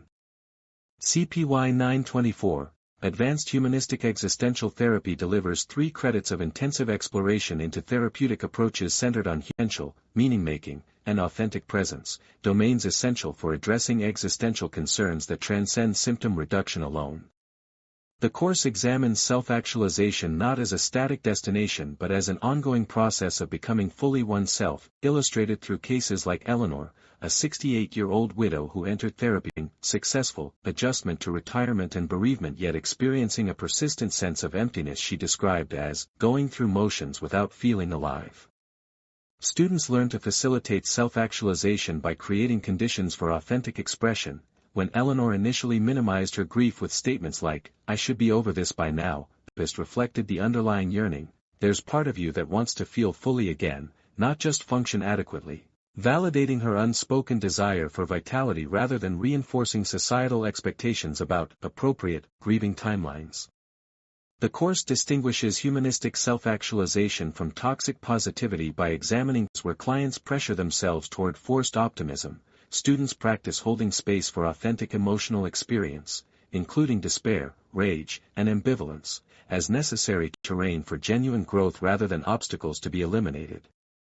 Meaning and purpose constitute the existential core of this course, demonstrated through Viktor Frankl's logotherapy principles applied to contemporary cases like David, a 42-year-old tech executive who achieved career success yet experienced profound nihilism after a medical scare revealed his mortality. Students learn to guide meaning exploration not through prescriptive answers but through reflective questioning. When did you last feel your life mattered beyond activity metrics? David recalled volunteering at a youth coding camp where a struggling student finally grasped algorithmic logic. Students analyze how this memory revealed his unmet need for generative contribution beyond financial accumulation. The course addresses meaning crises across the lifespan, adolescents questioning purpose amid social comparison, midlife clients confronting mortality after parent deaths, elders reflecting on legacy, teaching students to differentiate existential despair, a philosophical confrontation with life's apparent meaninglessness, from clinical depression, neurobiological dysregulation requiring different interventions, while recognizing these often and require integrated treatment. Approaches.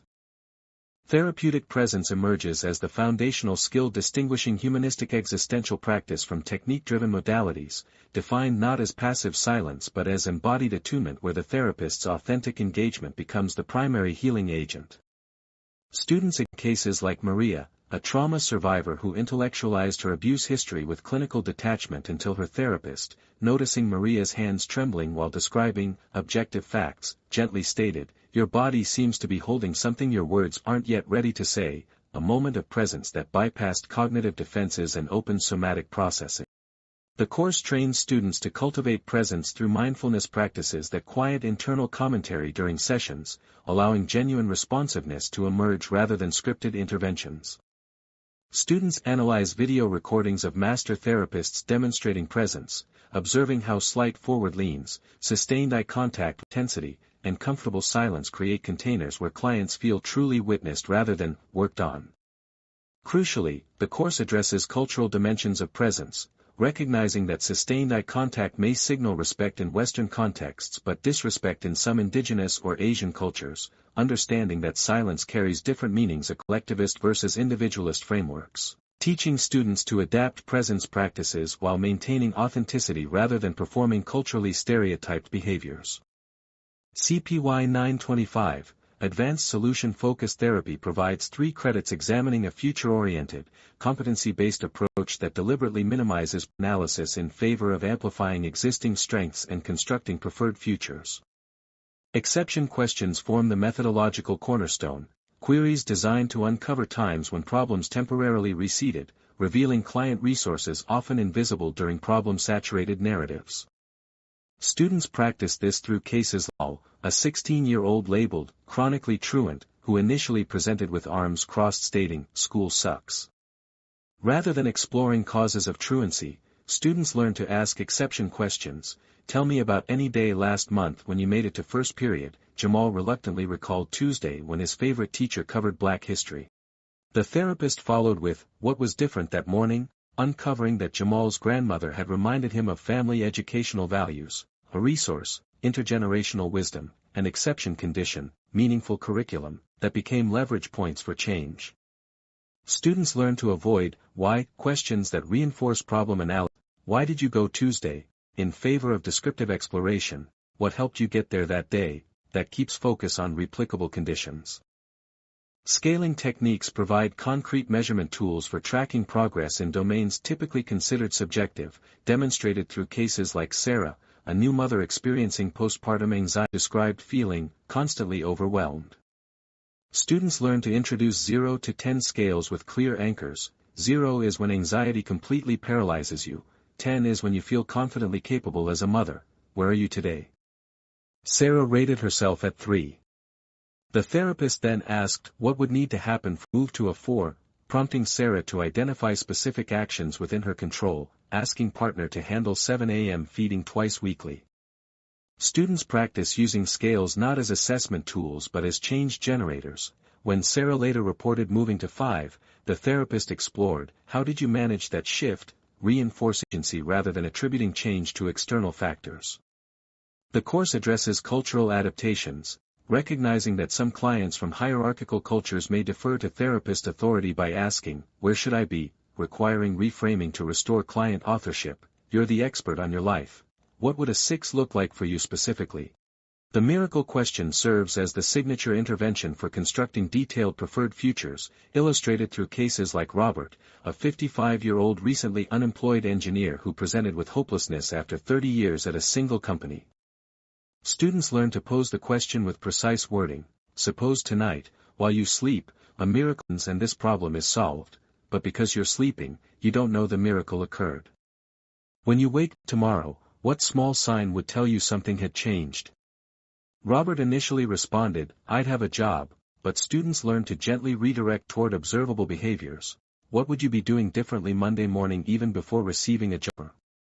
Robert described making coffee without dread, checking industry news with curiosity rather than panic, concrete indicators that became early change markers. The course emphasizes avoiding premature miracle questions before establishing rapport, and adapting the question for trauma survivors who may find miracle language substituting, "Suppose you woke with slightly more breathing room," to maintain the intervention's essence while respecting trauma sensitivity. CPY 926, Advanced Couples and Family Therapy Techniques offers 3 credits grounded in systems theory, the foundational principle that individual symptoms function within relation contexts rather than existing as isolated pathologies. Students examine cases like the Chen family presenting with 14-year-old Lily's oppositional behavior and school suspensions. Applying systems theory, students learn to map circular causality rather than linear blame. Lily's defiance triggers mother's criticism, which is Lily's withdrawal, prompting father's explosive interventions that temporarily suppress behavior but escalate underlying resentment, a self-perpetuating cycle where each member's solution maintains the problem. Students practice creating genograms spanning 3 generations, discovering maternal grandmother's immigration trauma-created family route, never showing weakness, explaining why mother pathologizes Lily's emotional expression as defiance rather than distress. This systemic lens transforms clinical formulation from "Lily has conduct disorder" to "the family system lacks safe channels for adolescent emotional expression within a cultural context that stigmatizes vulnerability." Intervention models receive detailed examination across structural, strategic, narrative, and emotionally focused approaches, with students learning to match models to specific system dynamics.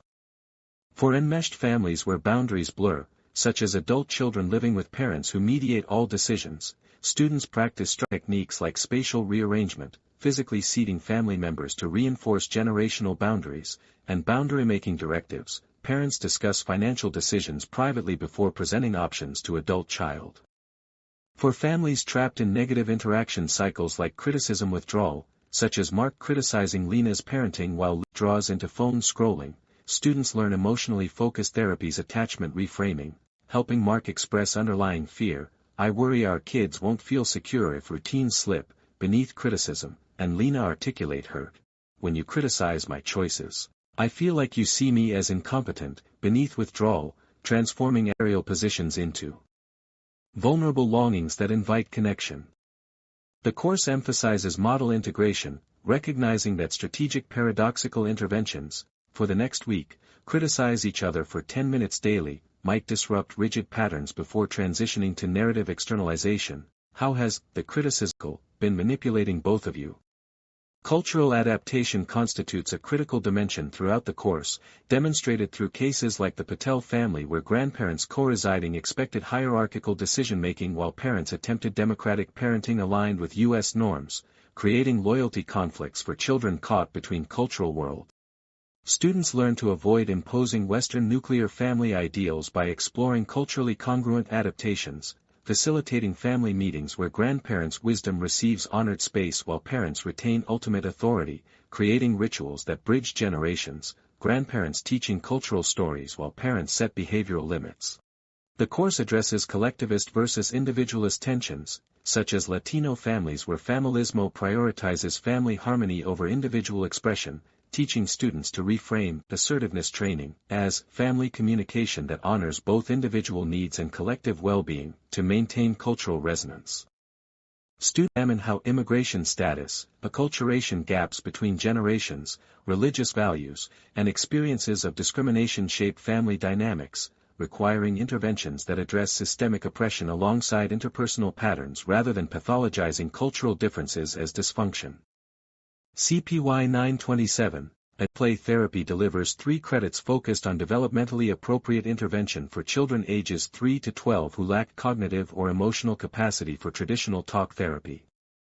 The course grounds practice in theoretical frameworks including child-centered play therapy, Axeline's 8 principles emphasizing child's innate capacity for growth, permissive therapeutic conditions, filial therapy, training parents as therapeutic agents through coached play sessions, and directive approaches like trauma-focused cognitive behavioral therapies play components for abuse survivors. Students examine cases like 7-year-old Mateo referred after witnessing domestic violence, who entered the playroom and began aggressively smashing clay figures together. Rather than interpreting or stopping the play, students learn child-centered responses like, "You're showing me how those figures crash together," that reflect content without judgment, allowing Mateo to gradually shift from chaotic destruction to creating a protective barrier around one figure, symbolizing an emerging sense of agency after powerlessness. The course emphasizes therapist restraint, resisting the urge to fix, play narratives or redirect toward healthier themes, trusting the child's unconscious wisdom to process trauma at their own pace when provided safe containment. Non-directive techniques receive extensive sand tray therapy applications, demonstrated through cases like 9-year-old Chloe with selective mutism who refused verbal communication but created elaborate sand tray worlds over 12 sessions. Students learn to observe symbolic patterns without premature interpretation. Chloe consistently buried small figures under sand while placing large figures on islands, eventually creating a bridge connecting them after processing trauma. The therapist's role involved minimal verbalization, "You're building a bridge between those worlds," that validated without imposing meaning. Directive techniques emerge when safety requires structure, such as with 6-year-old Elijah who experienced abuse and reenacted perpetrator behaviors with dolls. Students learn to gently interrupt, "In this room, bodies stay safe," while offering alternative narratives. "What might this doll need to feel protected?" that redirect without shaming.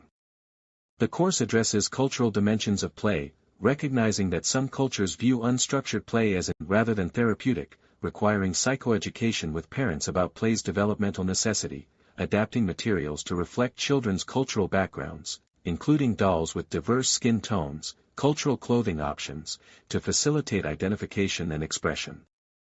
Assessment through play constitutes another critical domain. Learn to distinguish normative play from clinical indicators. Repetitive trauma reenactment without resolution, e.g., consistently burying figures without rescue attempts, may signal PTSD requiring trauma-focused intervention. Extreme aggression without symbolic transformation may indicate conduct disorder needing behavioral components. Complete avoidance of nurturing themes in young children may reflect attachment disruption requiring filial therapy. Students practice documentation that captures symbolic content without overinterpretation. Child buried baby doll under blocks for 3rd consecutive session, introduced blanket today covering partially, rather than, child shows unresolved maternal abandonment issues. The course emphasizes ethical boundaries, recognizing when play reveals active abuse requiring mandated reporting, navigating confidentiality limits with parents while preserving therapeutic alliance with the child, and understanding scope of practice when medical or neurological conditions, e.g., autism spectrum disorder, require multidisciplinary coordination beyond play therapy alone. These 4 electives, CPY 924 through CPY 927, each carrying 3 credits, represent distinct philosophical orientations within counseling psychology that prepare graduates for specialized practice contexts where particular issues demonstrate superior efficacy. Humanistic existential therapy proves essential for clients confronting mortality, meaning crises, or spiritual struggles where symptom-focused approaches feel reductionistic. Solution-focused therapy excels in brief treatment contexts, mandated settings where resistance predominates, or when clients feel overwhelmed by problem analysis. Couples and family therapy techniques become indispensable when individual symptoms reflect systemic patterns requiring relational intervention. Play therapy constitutes the ethical standard of care for young children whose developmental stage precludes verbal processing. The curriculum design intent exposes students to diverse epistemological frameworks, not to produce eclectic practitioners who superficially blend approaches, but to develop discernment about when particular philosophies serve specific clients and contexts most effectively. A graduate might integrate humanistic presence within solution-focused sessions to deepen connection while maintaining orientation, apply systems thinking to understand how a child's play themes reflect family dynamics requiring parallel parent work, or recognize when existential exploration must precede behavioral change for clients whose symptoms serve meaning-making functions. This elective structure ultimately cultivates clinical wisdom, the capacity to match philosophy to human need with nuance rather than applying techniques algorithmically, preparing scholars practitioners who advance the field not through rigid adherence to single models but through thoughtful integration grounded in deep understanding of each approach's unique contributions and limitations. Elective Course Part 2. CPY 928, Advanced Expressive Arts Therapy delivers 3 credits examining multimodal creative processes, visual arts, movement, drama, music, and writing, as therapeutic vehicles for accessing and transforming experiences that resist verbal articulation. The course grounds practice in the principle that different art forms engage distinct neural pathways and psychological functions. Visual art accesses right hemisphere processing valuable for trauma survivors whose left hemisphere language centers become inhibited during flashbacks. Movement engages somatic memory stored in procedural memory systems. Drama facilitates perspective taking through role embodiment. Music regulates affect through rhythmic entrainment. Writing externalizes internal narratives for cognitive restructuring.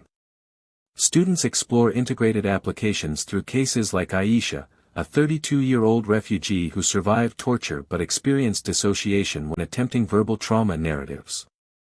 Her therapist introduced a sequential arts protocol, first using clay sculpting to create a protective container, engaging tactile senses to establish safety, then painting abstract representations of bodily sensations during trauma memories, bypassing cognitive defenses to access somatic experience, finally writing fragmented phrases on torn paper that she physically reassembled into a coherent narrative, symbolizing integration of dissociated memory fragments.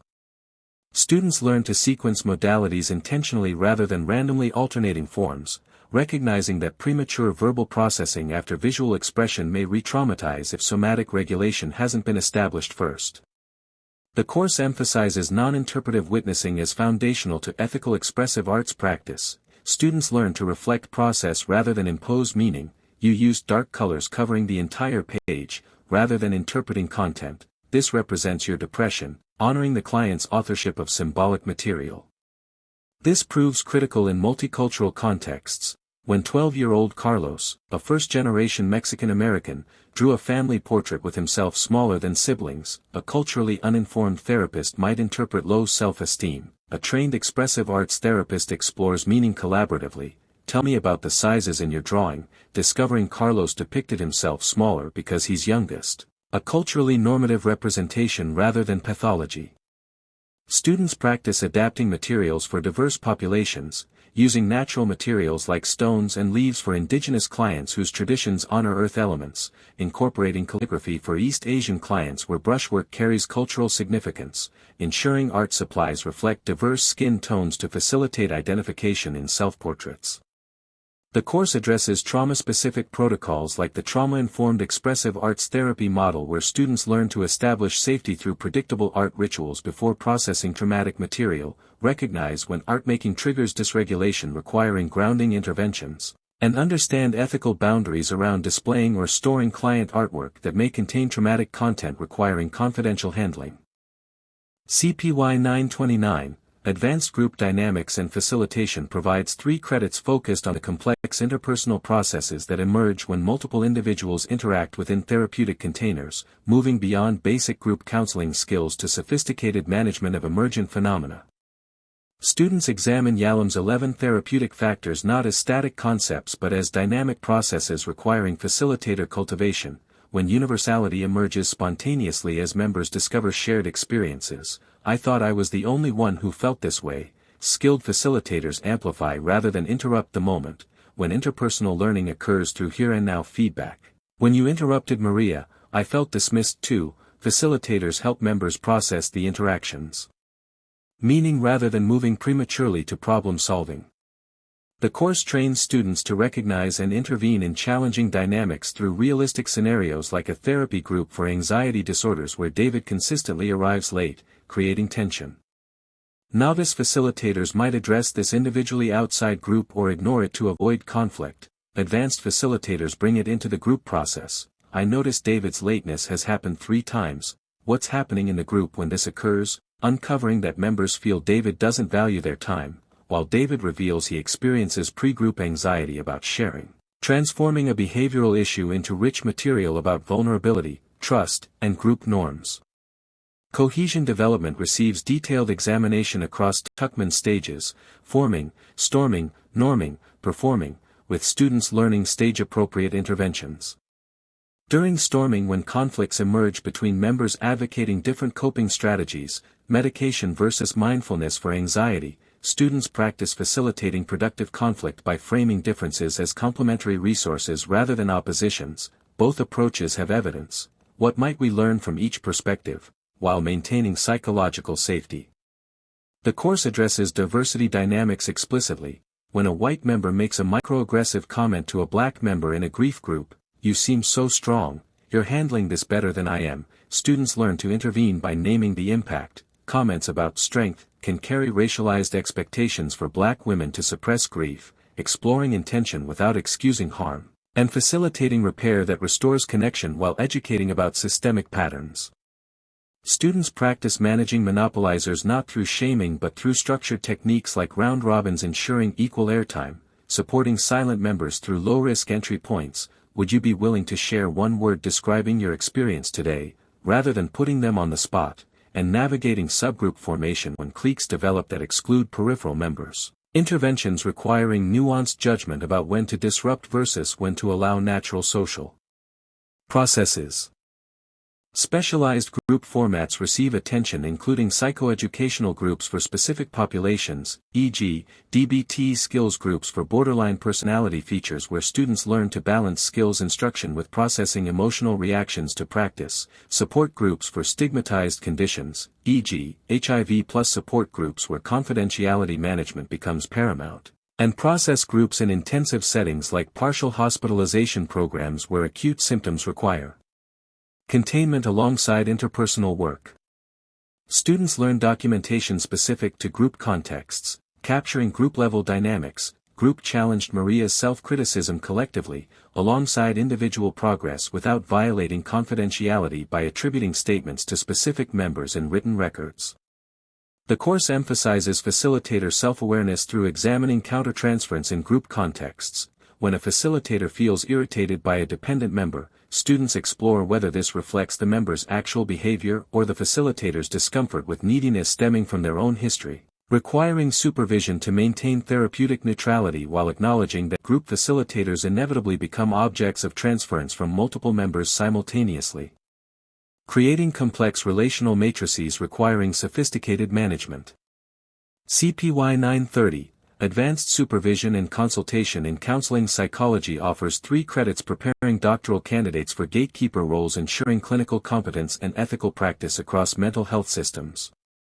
The course distinguishes supervision, hierarchical relationship focused on supervisee development and client welfare with evaluative components, from consultation, lateral collaboration between peers addressing specific clinical challenges without evaluation, a critical boundary often blurred in practice with ethical consequences. Students examine integrated developmental models like the Integrated Developmental Model, IDM, that conceptualize supervisee growth across 3 levels. Level 1 supervisors require concrete skill instruction and frequent reassurance. Level 2 supervisors experience heightened self-consciousness requiring normalization of anxiety alongside skill refinement. Level 3 supervisors demonstrate autonomy needing conceptual refinement and personal awareness development. Through cases like supervising Maria, a master's level intern struggling with a suicidal client, students learn level-appropriate interventions. For Level 1 Maria, providing specific risk assessment protocols and co-signing safety plans. For Level 2 Maria, experiencing imposter syndrome after a difficult session, normalizing that even experienced clinicians find suicide assessments challenging while reviewing her competent risk formulation. For Level 3 Maria, ready for autonomy, exploring how her family history of suicide influences countertransference reactions requiring personal therapy rather than skill training. Supervision modalities receive detailed training including live supervision, observing sessions through one-way mirrors or digital platforms with real-time feedback via earpiece, recorded session review, analyzing video/audio recordings with timestamped discussion of specific moments, and case presentation formats, structured templates ensuring comprehensive client information. Students practice providing feedback using the SBI model, situation. During Tuesday's session when the client disclosed self-harm behavior, you changed the subject to coping skills without exploring the disclosure's meaning, impact. The client may have felt their vulnerability wasn't safe to share, moving beyond vague praise/criticism toward actionable guidance. The course addresses multicultural supervision competencies. When supervising David, a white counselor working with a black client who disclosed racial trauma, students learn to assess whether David's discomfort reflects appropriate humility or avoidance requiring intervention, how to explore David's racial identity development stage to understand his reactions, and when to recommend additional training versus remediation for competence gaps. Legal ethical dimensions receive emphasis including supervision contracts specifying frequency, modality, emergency protocols, and evaluation criteria, documentation requirements protecting both supervisor and supervisee, vicarious liability understanding where supervisors share legal responsibility for supervisee actions within scope of supervision, and navigating dual relationships when supervising employees versus students. Consultation skills developed through cases like a school counselor requesting consultation about a student with selective mutism. The consultant, doctoral candidate, must gather sufficient information without conducting a full assessment beyond their role, offer evidence-based suggestions without assuming clinical responsibility, and clarify boundaries. I'm offering consultation based on your description. You remain responsible for assessment and intervention decisions. Students learn organizational consultation addressing systemic barriers. When a community mental health agency has 80% no-show rates for trauma groups, consultation might examine structural factors, bus routes not serving clinic location, appointment times conflicting with shift work, rather than blaming client resistance, leading to practical adaptations like evening groups or transportation vouchers. The course prepares students for gatekeeping responsibilities, making difficult decisions about supervisors demonstrating ethical violations or competence deficits requiring remediation plans, leaves of absence, or program dismissal, with emphasis on due process, documentation, and compassion even during necessary terminations. Students examine landmark legal cases like Tarasoff implications for supervision when supervisors fail to assess violence risk adequately, understanding that supervision quality directly impacts public safety. CPY 931, Advanced Professional Development in Counseling Psychology delivers 3 credits addressing the practical realities of building sustainable careers as counseling psychologists beyond clinical competence alone. Academic career pathways receive detailed examination including tenure track preparation. Students learn to develop research programs with coherent trajectories rather than disconnected studies, navigate institutional review board processes efficiently, secure external funding through grant writing workshops producing actual proposals for NIH, SAMHSA, or foundation opportunities, and balance the triad of research, teaching, and service required for promotion. Through cases like Dr. Chen, a junior faculty member struggling with tenure clock pressure while establishing a trauma research lab, students analyze strategic decisions, prioritizing one high-impact publication over 3 minor papers, seeking internal seed grants before pursuing competitive federal funding, developing teachable courses aligned with departmental needs while building research expertise, decisions requiring long-term planning beyond immediate tasks. Private practice development constitutes another major domain. Students learn business fundamentals often absent from clinical training, fee setting based on market analysis rather than arbitrary choices, insurance panel credentialing processes requiring 90 to 120 days of paperwork navigation, electronic health record selection balancing HIPAA compliance with usability, marketing within ethical boundaries, avoiding testimonials while building referral networks through community presentations. Cases like establishing a specialized practice for perinatal mood disorders illustrate integrated planning, identifying underserved niche, developing evidence-based protocols distinguishing the practice, building relationships with OB/GYN offices for referrals, creating intake processes screening for medical complications requiring physician coordination, and designing fee structures accommodating sliding scales while maintaining viability. Students examine ethical business practices including transparent informed consent about fees and insurance limitations, proper termination procedures when clients cannot pay, and avoiding exploitative multiple relationships when providing both clinical and business services. Licensure navigation receives practical attention. Students learn state-specific variations requiring careful planning for mobility. California's requirement for 1,500 hours of direct supervision versus New York's 3,000 total hours, Texas requiring jurisprudence exams on state law, some states mandating specific coursework in laws/ethics completed before application. Students practice reading licensing board websites critically, distinguishing required versus recommended postdoctoral hours, understanding supervision ratios, e.g., 1-hour supervision per 40 clinical hours, and recognizing red flags like boards with excessively long processing times indicating administrative dysfunction.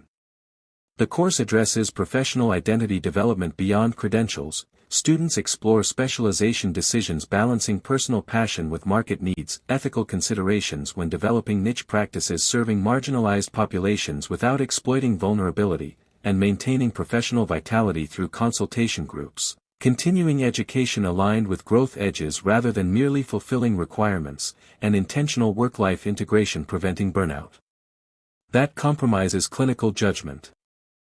Interprofessional collaboration skills developed through cases like serving on a hospital ethics committee where counseling psychologists contribute unique perspectives on patient autonomy and psychosocial factors alongside physicians, nurses, and chaplains. Students learn to articulate psychological expertise without jargon. This patient's refusal reflects trauma-based distrust rather than noncompliance, while respecting other disciplines' contributions. Students examine scope of practice boundaries when collaborating with psychiatrists, clarifying that psychologists provide psychotherapy while psychiatrists manage medications, with communication protocols for shared clients, social workers, distinguishing clinical therapy from case management functions, and pastoral counselors. Navigating faith integration while maintaining ethical standards about evidence-based practice. The course prepares students for leadership roles through nonprofit board service training, program administration fundamentals including budget management and staff supervision, and advocacy skills for influencing mental health policy, recognizing that advancing the field requires engagement beyond individual practice rooms. These 4 electives, CPY 928 through CPY 931, each carrying 3 credits, collectively prepare graduates for the multifaceted realities of professional practice where clinical excellence alone proves insufficient for sustainable impact. Expressive arts therapy expands intervention repertoires for clients whose experiences transcend verbal processing. Group dynamics training enables leadership of collective healing spaces increasingly demanded in cost-conscious healthcare systems. Supervision and consultation competencies position graduates as gatekeepers ensuring field-wide quality and safety. Professional development skills transform doctoral training into viable careers across academic, clinical, and organizational contexts. The curriculum design recognizes that terminal degrees must prepare scholars not merely to consume knowledge but to generate it, through supervision of future researchers, disseminate it, through teaching and consultation, and sustain the infrastructure enabling its application, through ethical business practices and policy engagement. These electives thus function as bridges between doctoral formation and professional contribution, ensuring graduates enter the field not as perpetual students requiring direction but as autonomous professionals capable of advancing counseling psychology through clinical innovation, training future generations, and shaping systems that determine who receives care and how that care is delivered. Career prospects. Year 3 of doctoral training culminates in deliberate preparation for diverse professional pathways where PhD graduates in counseling psychology contribute across clinical, academic, research, and organizational domains, each requiring distinct skill sets developed throughout the program's integrated curriculum. Career prospects span multiple sectors, reflecting the field's expanding recognition that mental health expertise proves essential not only in traditional therapy settings but across healthcare systems, educational institutions, legal contexts, and community organizations addressing complex human needs. Private practice represents a significant career pathway offering autonomy and specialization opportunities for licensed counseling psychologists. Independent counseling practice enables clinicians like Dr. Rivera to design personalized service models, maintaining a caseload of 20 to 25 clients weekly while integrating evidence-based approaches for anxiety disorders with mindfulness protocols she developed during dissertation research. Her practice structure includes sliding scale slots ensuring accessibility alongside standard fees, telehealth options expanding geographic reach beyond her urban office, and quarterly professional development investments maintaining competence in emerging interventions. Group practice models provide alternative structures where psychologists like Dr. Chen join 5 to 8 clinician collectives sharing administrative costs, billing services, office space, marketing, referral networks creating steady client flow across specialties, trauma, couples, child therapy, and peer consultation mitigating isolation inherent in solo practice. Specialized clinics emerge when graduates identify underserved niches. Dr. Washington established a perinatal mental health clinic after recognizing her region lacked providers trained in pregnancy-related mood disorders, developing partnerships with OB/GYN practices for seamless referrals, training staff in infant-parent bonding interventions, and securing insurance contracts specifically covering perinatal services often excluded from standard mental health benefits. Each private practice pathway requires business acumen beyond clinical training, understanding fee-for-service versus insurance reimbursement economics, navigating credentialing processes requiring 90 to 120 days of documentation per payer panel, implementing HIPAA-compliant electronic health records, and developing ethical marketing strategies that avoid testimonials while building community visibility through educational workshops and professional network cultivation. Educational settings offer career trajectories centered on knowledge generation and dissemination. University faculty positions span teaching-focused institutions where professors like Dr. Mitchell maintain 4 to 4 course loads teaching undergraduate abnormal psychology and graduate counseling theories while advising student research, to research-intensive universities where Dr. Okoro maintains active NIH-funded programs investigating trauma interventions with 1 to 2 course loads enabling laboratory management and graduate student mentorship. Faculty roles require balancing the academic triad, research productivity measured through peer-reviewed publications and grant funding, teaching effectiveness evaluated through student outcomes and pedagogical innovation, and service contributions including committee work, community engagement, and professional association leadership. Expectations varying significantly by institution type and tenure requirements. Research positions beyond traditional faculty roles include government agencies like SAMHSA employing counseling psychologists to evaluate national mental health initiatives, private research firms conducting clinical trials for psychotherapeutic interventions, and hospital-affiliated research institutes investigating integrated care models, positions emphasizing methodological expertise over teaching responsibilities. Campus counseling centers provide practice-oriented educational settings where psychologists like Dr. Torres serve dual roles, providing direct clinical services to students experiencing academic stress, identity development challenges, and mental health crises while developing prevention programs, suicide awareness training for resident advisors, stress management workshops during exam periods, and consulting with faculty about classroom accommodations for students with psychological disabilities.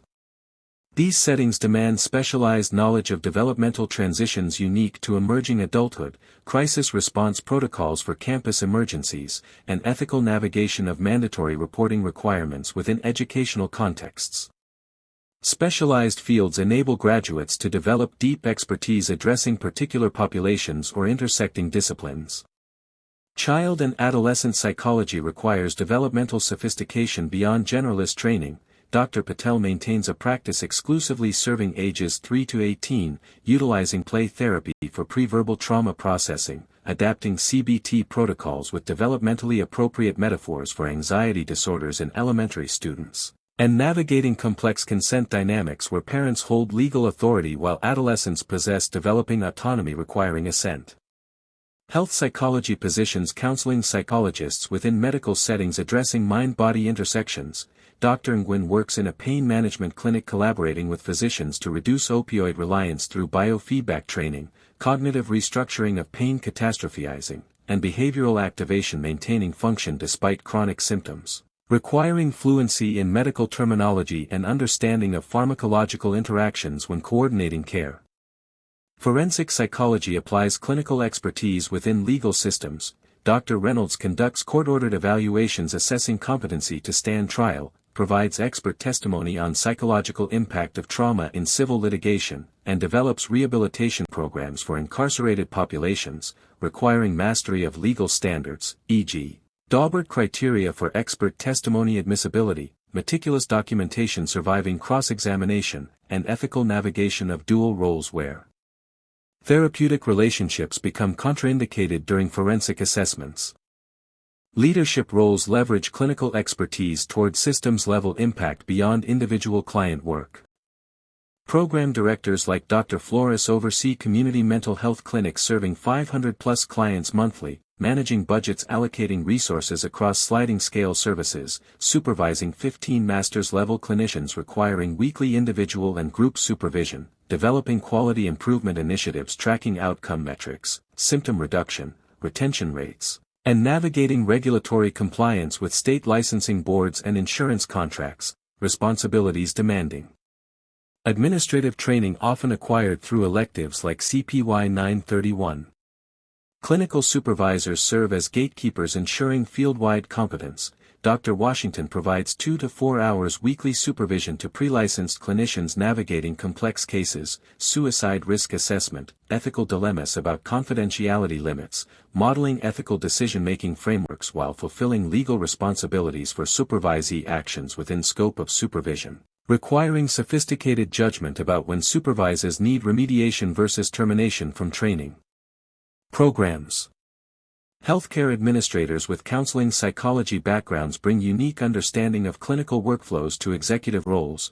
Dr. Chen serves as behavioral health director for a hospital system integrating mental health screening into primary care visits, designing protocols where primary care physicians identify depression through PHQ-9 administration with warm handoffs to embedded counselors, requiring negotiation skills to secure administrative buy-in, budget advocacy demonstrating ROI through reduced emergency department utilization, and change management expertise implementing new workflows across resistant provider cultures. The U.S. Bureau of Labor Statistics projects 8% employment growth for psychologists broadly between 2022 to 2032, slightly faster than the average for all occupations, driven by multiple factors increasing demand for mental health services. Growing recognition of mental health's impact on physical health outcomes drives integration initiatives placing psychologists in primary care settings. Expanding insurance coverage under mental health parity laws increases access to services previously cost-prohibitive for many clients. Heightened awareness of trauma's prevalence following public health emergencies, natural disasters, and community violence creates demand for specialized trauma services. Workforce shortages in rural and underserved urban areas create opportunities for telehealth-delivered services expanding psychologists' geographic reach beyond traditional practice locations.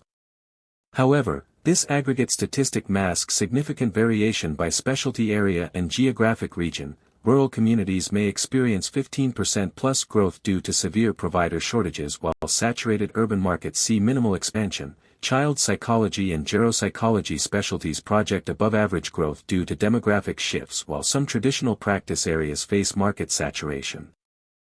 Critical contextual factors significantly influence individual career prospects beyond national growth projections. Licensure eligibility constitutes the non-negotiable gateway to independent practice. Graduates must complete state-mandated postdoctoral supervised hours, ranging from 1,500 to 3,000 hours depending on jurisdiction, pass national examinations, EPPP, and meet state-specific jurisprudence requirements before practicing independently. Program accreditation status directly impacts licensure pathways. Graduation from APA-accredited or CACREP-accredited programs streamline state board approval while unaccredited programs may require additional documentation or face outright rejection in some jurisdictions.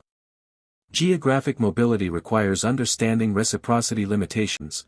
While some states participate in Psychology Interjurisdictional Compact, PsyPact, enabling telehealth across state lines, others maintain strict residency requirements necessitating separate licensure applications with variable timelines. Market saturation varies dramatically by metropolitan area. New graduates in cities with 50-plus psychologists per 100,000 residents face intense competition for private practice referrals, while rural counties with fewer than 5 psychologists per 100,000 residents offer abundant opportunities but potentially limited referral networks and lower reimbursement rates. Career sustainability requires strategic planning beyond initial employment. Successful counseling psychologists cultivate multiple income streams: clinical practice, teaching adjunct courses, workshop facilitation, expert consultation, buffering against market fluctuations. Continuing competence maintenance through evidence-based practice updates, cultural humility development addressing evolving population needs, and technology integration, secure telehealth platforms, outcome tracking software, ensures relevance amid rapidly changing healthcare landscapes. Professional association engagement through APA divisions or specialty organizations provides networking opportunities leading to referrals, collaborative research, and leadership development essential for career advancement beyond entry-level positions. These diverse career pathways, spanning private practice autonomy, academic knowledge generation, specialized population expertise, and organizational leadership, reflect counseling psychology's expanding scope beyond traditional therapy rooms into every domain where human psychological functioning impacts well-being, performance, and social participation. The doctoral curriculum's integration of advanced clinical skills, research methodology, and systems understanding prepares graduates not for single predetermined roles but for adaptive career trajectories evolving across decades as personal interests, societal needs, and professional opportunities intersect, enabling psychologists to transition from direct practice to supervision to administration or from clinical work to research to policy advocacy as their contributions mature across the professional lifespan. Program benefits.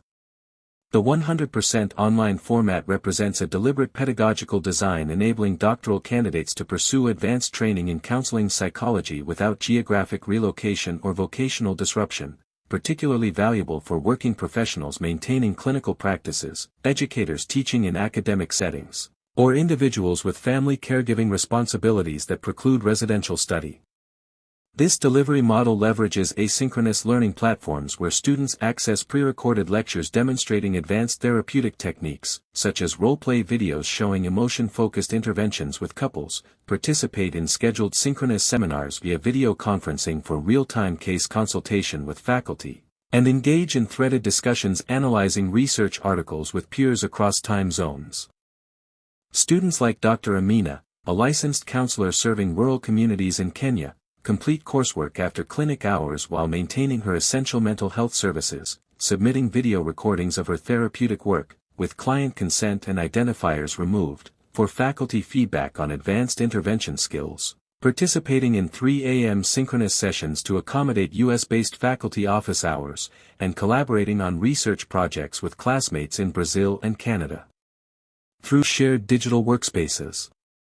The flexibility extends to assignment deadlines structured with weekly windows rather than fixed timestamps, allowing students to complete readings and discussion posts around clinical schedules, family obligations, or time zone differences while maintaining cohort cohesion through shared academic rhythms. However, this format requires disciplined self-regulation. Students must proactively schedule study time without physical classroom structures, initiate contact with faculty rather than encountering them spontaneously in hallways, and cultivate virtual community through intentional engagement rather than organic campus interactions. Skills that mirror the self-directed practice required of independent counseling psychologists managing private practices or administrative roles. Global accessibility transforms the learning community into a cross-cultural laboratory where theoretical concepts encounter diverse implementation contexts, preparing graduates for an increasingly interconnected mental health landscape. Cohorts intentionally include students from multiple continents, a candidate from Nigeria examining how collectivist family structures influence help-seeking behaviors for depression, a practitioner from Japan exploring cultural adaptations of exposure therapy for social anxiety within contexts emphasizing group harmony. A clinician from Brazil investigating community-based interventions for trauma in favelas where individual therapy models prove logistically impossible. These diverse perspectives enrich case discussions. When analyzing a case involving intergenerational conflict, students from immigrant backgrounds contribute insights about acculturation gaps that U.S.-born peers might overlook. When examining ethical dilemmas around confidentiality, students from countries with different mandatory reporting laws illuminate how legal frameworks shape clinical decision-making. Faculty similarly represent international expertise, supervisors trained in European psychodynamic traditions alongside those grounded in North American CBT models, creating dialogue about evidence-based practice that acknowledges cultural variation in what constitutes evidence and best practice. This global composition prepares graduates for transnational practice realities, providing telehealth services across borders requiring understanding of jurisdictional limitations, developing interventions for refugee populations drawing on multiple cultural healing traditions, or consulting with international organizations designing mental health programs requiring cultural humility beyond superficial, competence checklists. Students develop concrete skills in cross-cultural communication, navigating language differences through precise terminology rather than colloquialisms, recognizing how silence carries different meanings across cultures during therapeutic exchanges, and understanding how power dynamics manifest differently in hierarchical versus egalitarian societies when establishing therapeutic alliances. The curriculum's integration of foundational principles with contemporary psychological science reflects a developmental approach to doctoral education where enduring therapeutic wisdom informs engagement with emerging research rather than discarding established knowledge for novelty. Students examine how Carl Rogers' core conditions, empathy, unconditional positive regard, congruence, remain empirically validated predictors of therapeutic alliance across diverse modalities despite decades of theoretical evolution, while simultaneously exploring neuroscientific evidence showing how empathic attunement activates mirror neuron systems facilitating client emotional regulation. They study behavioral activation's origins in 1970s depression treatment while analyzing contemporary adaptations for digital delivery through smartphone applications that track activity-mood relationships in real time. This integration proves essential when addressing complex clinical presentations. A student treating a client with treatment-resistant depression draws upon psychodynamic understanding of early attachment patterns contributing to hopelessness while implementing behavioral activation to disrupt avoidance cycles and incorporating mindfulness techniques to reduce rumination, all grounded in a unified case conceptualization rather than fragmented technique application. The curriculum emphasizes critical evaluation rather than uncritical adoption. Students analyze limitations of manualized treatments when applied to culturally diverse populations, examine replication crises affecting certain psychological findings, and explore tensions between evidence-based practice guidelines and clinical judgment when working with clients whose presentations fall outside research samples. This balanced approach prepares graduates to navigate evolving professional landscapes, integrating telehealth innovations while maintaining therapeutic depth, applying artificial intelligence tools for outcome tracking without surrendering clinical judgment to algorithms, and adapting interventions for emerging challenges like climate anxiety or digital addiction while grounding responses in established change principles. Comprehensive curriculum design ensures doctoral candidates develop integrated competence across theory, research, and practice domains rather than fragmented expertise in isolated areas. The 72-credit sequence systematically builds from foundational knowledge, Year 1's exploration of counseling theories, psychopathology, and assessment, through specialized application, Year 2's focus on population-specific interventions and research literacy, to advanced integration, Year 3's synthesis of neuroscience, advanced modalities, and original scholarship. Students experience vertical integration where concepts introduced early reappear with greater complexity later. Attachment theory first examined in CPY 901's theoretical overview becomes the lens for understanding couple dynamics in CPY 909, informs trauma processing in CPY 912, and grounds psychodynamic exploration of transference in CPY 922. Horizontal integration connects domains typically siloed in less cohesive programs. When studying quantitative research methods in CPY 916, students simultaneously apply statistical concepts to analyze outcome data from their practicum cases. When learning advanced CBT techniques in CPY 921, they concurrently examine neurobiological mechanisms in CPY 919, explaining why cognitive restructuring affects prefrontal regulation of amygdala reactivity. This comprehensive approach prevents common gaps in doctoral training. Graduates emerge with research literacy enabling critical consumption of literature rather than blind adherence to trends, clinical sophistication beyond manualized protocols allowing adaptation to complex presentations, and theoretical integration avoiding rigid adherence to single models that fail when clients present with comorbidities or cultural contexts outside treatment development samples. The curriculum scope deliberately spans the full spectrum of counseling psychology practice, individual, group, family, and career interventions, child through elder populations, prevention, treatment, and rehabilitation contexts, micro, individual therapy, meso, program development, and macro, policy advocacy, levels of intervention, preparing graduates for diverse roles rather than narrow specialization limiting career flexibility. Self-paced learning within a structured cohort model balances individualized progression with communal accountability, recognizing that doctoral candidates possess varying preparation levels, life circumstances, and learning speeds while maintaining program integrity through sequence dependencies. Students progress through required course sequences maintaining cohort identity for peer support and collaborative learning, yet within courses may accelerate or decelerate assignment completion around life demands, submitting literature reviews early when work schedules permit intensive focus, or requesting brief extensions during family medical crises without penalty when communicated proactively.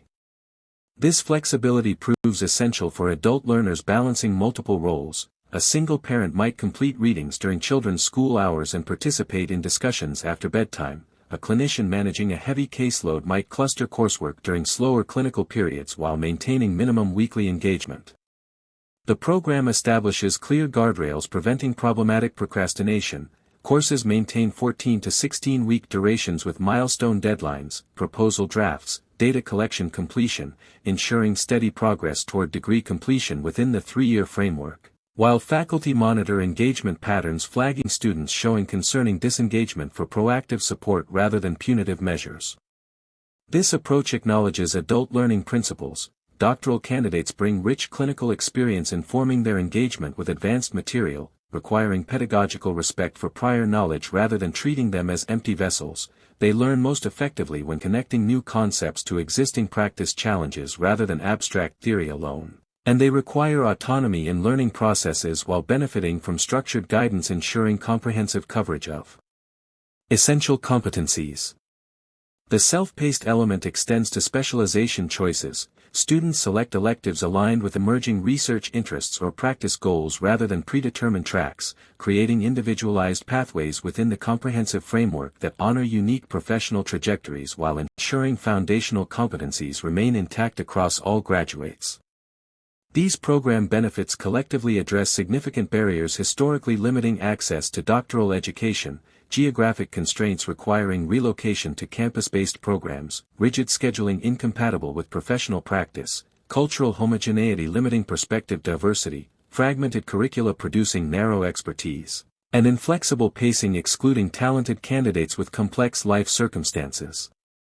The online format democratizes access without diluting rigor, maintaining doctoral-level expectations while removing physical barriers. Global composition enriches learning through authentic diversity rather than token representation. Integration of enduring principles with contemporary science produces graduates who honor the field's wisdom while advancing its frontiers. Comprehensive design ensures graduates possess versatile expertise applicable across practice contexts. Self-paced structures within cohort frameworks respect adult learners' autonomy while providing necessary scaffolding.